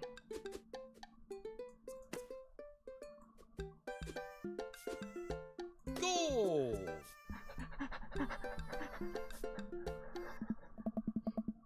Ooh, that was a close one. Oh, here comes Damien. He looks upset. Dadalt, my sincerest apologies to have kept you waiting. There's an urgent matter that I must attend to, so I'm afraid that I must take my leave. No problem, dude. Everything alright? Damien worries the hem of his coat with his fingers and looks away. Everything is perfectly fine, but it's Lucien. What's wrong? He appears to have, well, his teacher needs me to come to the school post-haste. Do you need help? Oh no, you don't have to. Let me come with you. Us dads gotta stick together. You're right. This is one of Lucien's more elaborate stunts. I would greatly treasure having another parent by my side. Let's go. Damien and I walked into the high school and are immediately greeted by an anxious-looking Hugo. Hey, Damien, you're here in record time. I wouldn't miss it for the world, dear friend. Wow, whatever it is, it doesn't seem like this is Hugo and Damien's first time to the my kids are in trouble rodeo. What is it this time? Oh. This, Damien, you have to see to believe. Damien and I fall into step behind Hugo, who leads us through the busy corridors of the school. We pass by several classes in session, and I vaguely wonder if Amanda's around. Hugo eventually ushers into a small boiler room with a flight of rickety stairs leading down into the darkness. We're going to find a corpse down here. Lucien has murdered someone. Watch your step! I can hear faint voices drifting up from the basement, and they don't sound happy. As I'm led into the depths of the school, I recall the antics I got into as an angsty middle schooler. At least I had enough sense to stay out of creepy basements. We find another teacher in a boiler room tucked away in the back of the basement. With him are Lucien and Ernest, Hugo's son. Lucien has a bloody nose. Thanks for coming. I can't make heads or tails of this. I look around the scene of the crime and see a bunch of bricks and some masonry tools scattered around. What happened here? Ernest punched me. Lucien tried to kill me. What? The room falls silent. I was not trying to kill you, dumbass. I was just trying to build a brick wall around you and see what would happen. You promised me there was a wine down here. You tricked me. Well, wait a second, Lucien. Did you try to cask of Amontillado, Ernest?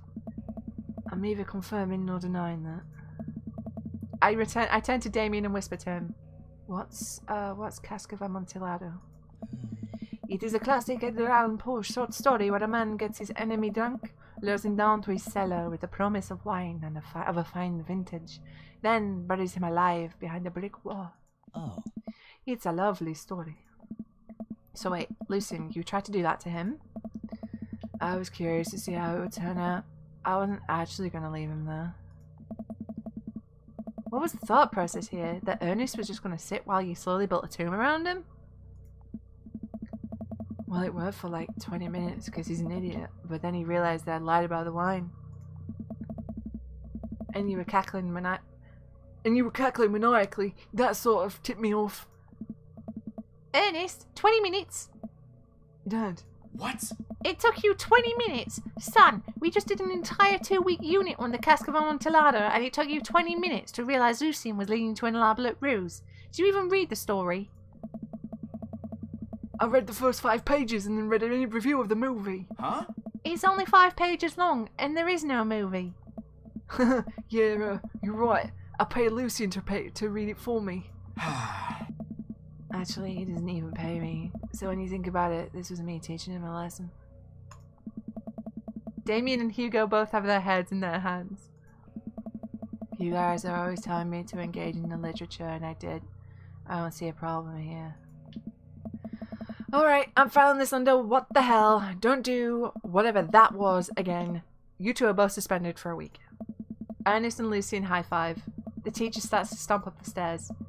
Hugo, I'll cover your class. Take your son home. Mr. Bloodmatch, you too. Thank you for your mediation. We all head up the stairs and out of the school in tense silence. Lucien, Damien, and I all pile into my car and begin the drive home. Lucien immediately puts his hood up and stares out the window angrily. I'm not going to therapy again. I know, son. It is entirely up to you whether or not you want to go. But I care about you and I can see that you're struggling. So if you do decide that you would like to speak to a professional about your feelings, we can do that too. Maybe you can spend this next week looking for a summer job. I know how much you want your own car. I can't believe Damien's keeping his cool. I'm impressed. Fine.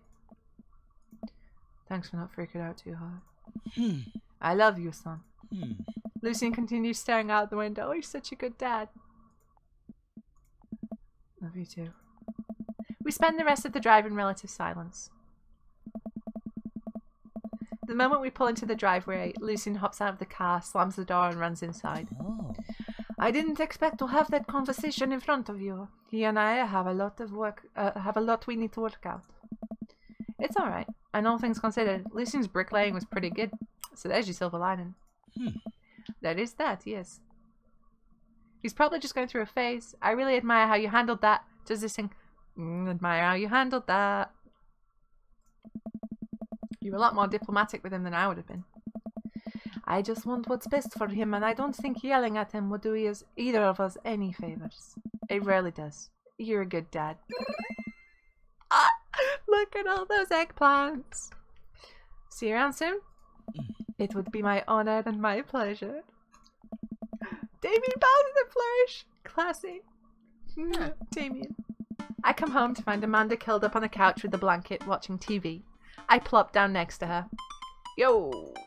What you watching? Tiny House Hunting Brothers? Extreme Edition? Ugh, I hate this show. The couple on screen bickers back and forth while standing in an extremely small house made out of recycled bottles. The Tiny House Hunting Brothers watch them with bemused expressions, both of their heads touching the low ceiling.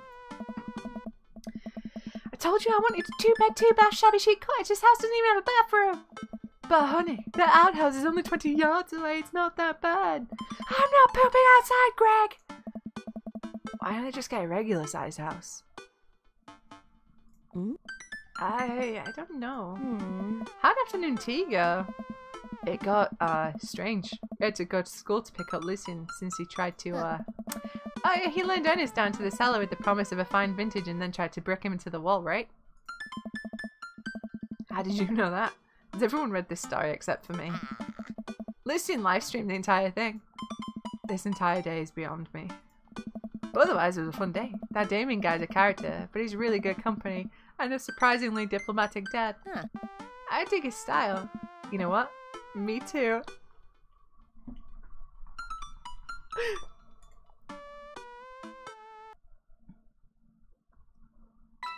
Day complete!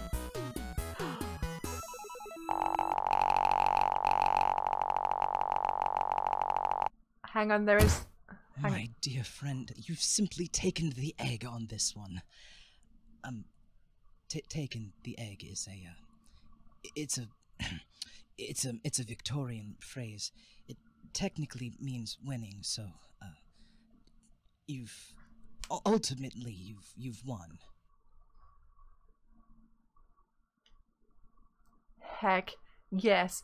S rank, gonna smooch. It's S rank for smooch. I'm gonna kiss up on his face, do lots of smooches on him.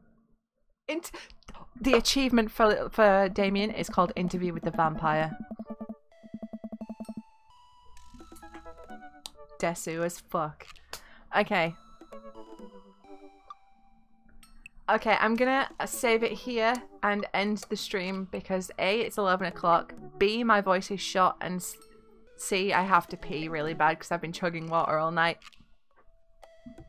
One more date. One more date. So I'm gonna bounce, but I will just make sure this is saved. Saved.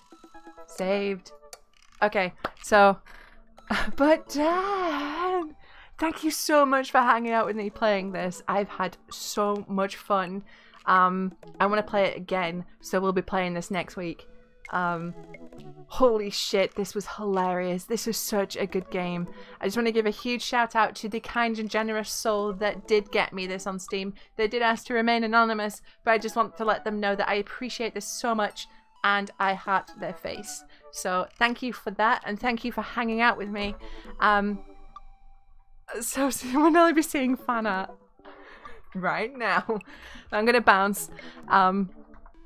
Yeah, if someone, I'm gonna go back and see if I can get a clip of with my actual dad, and I'm gonna put it on Twitter. But I'm gonna go now and not talk for forever. But have a good day tomorrow. Have a good weekend, and I'll see your beautiful faces on Monday. Mwah. Bye bye.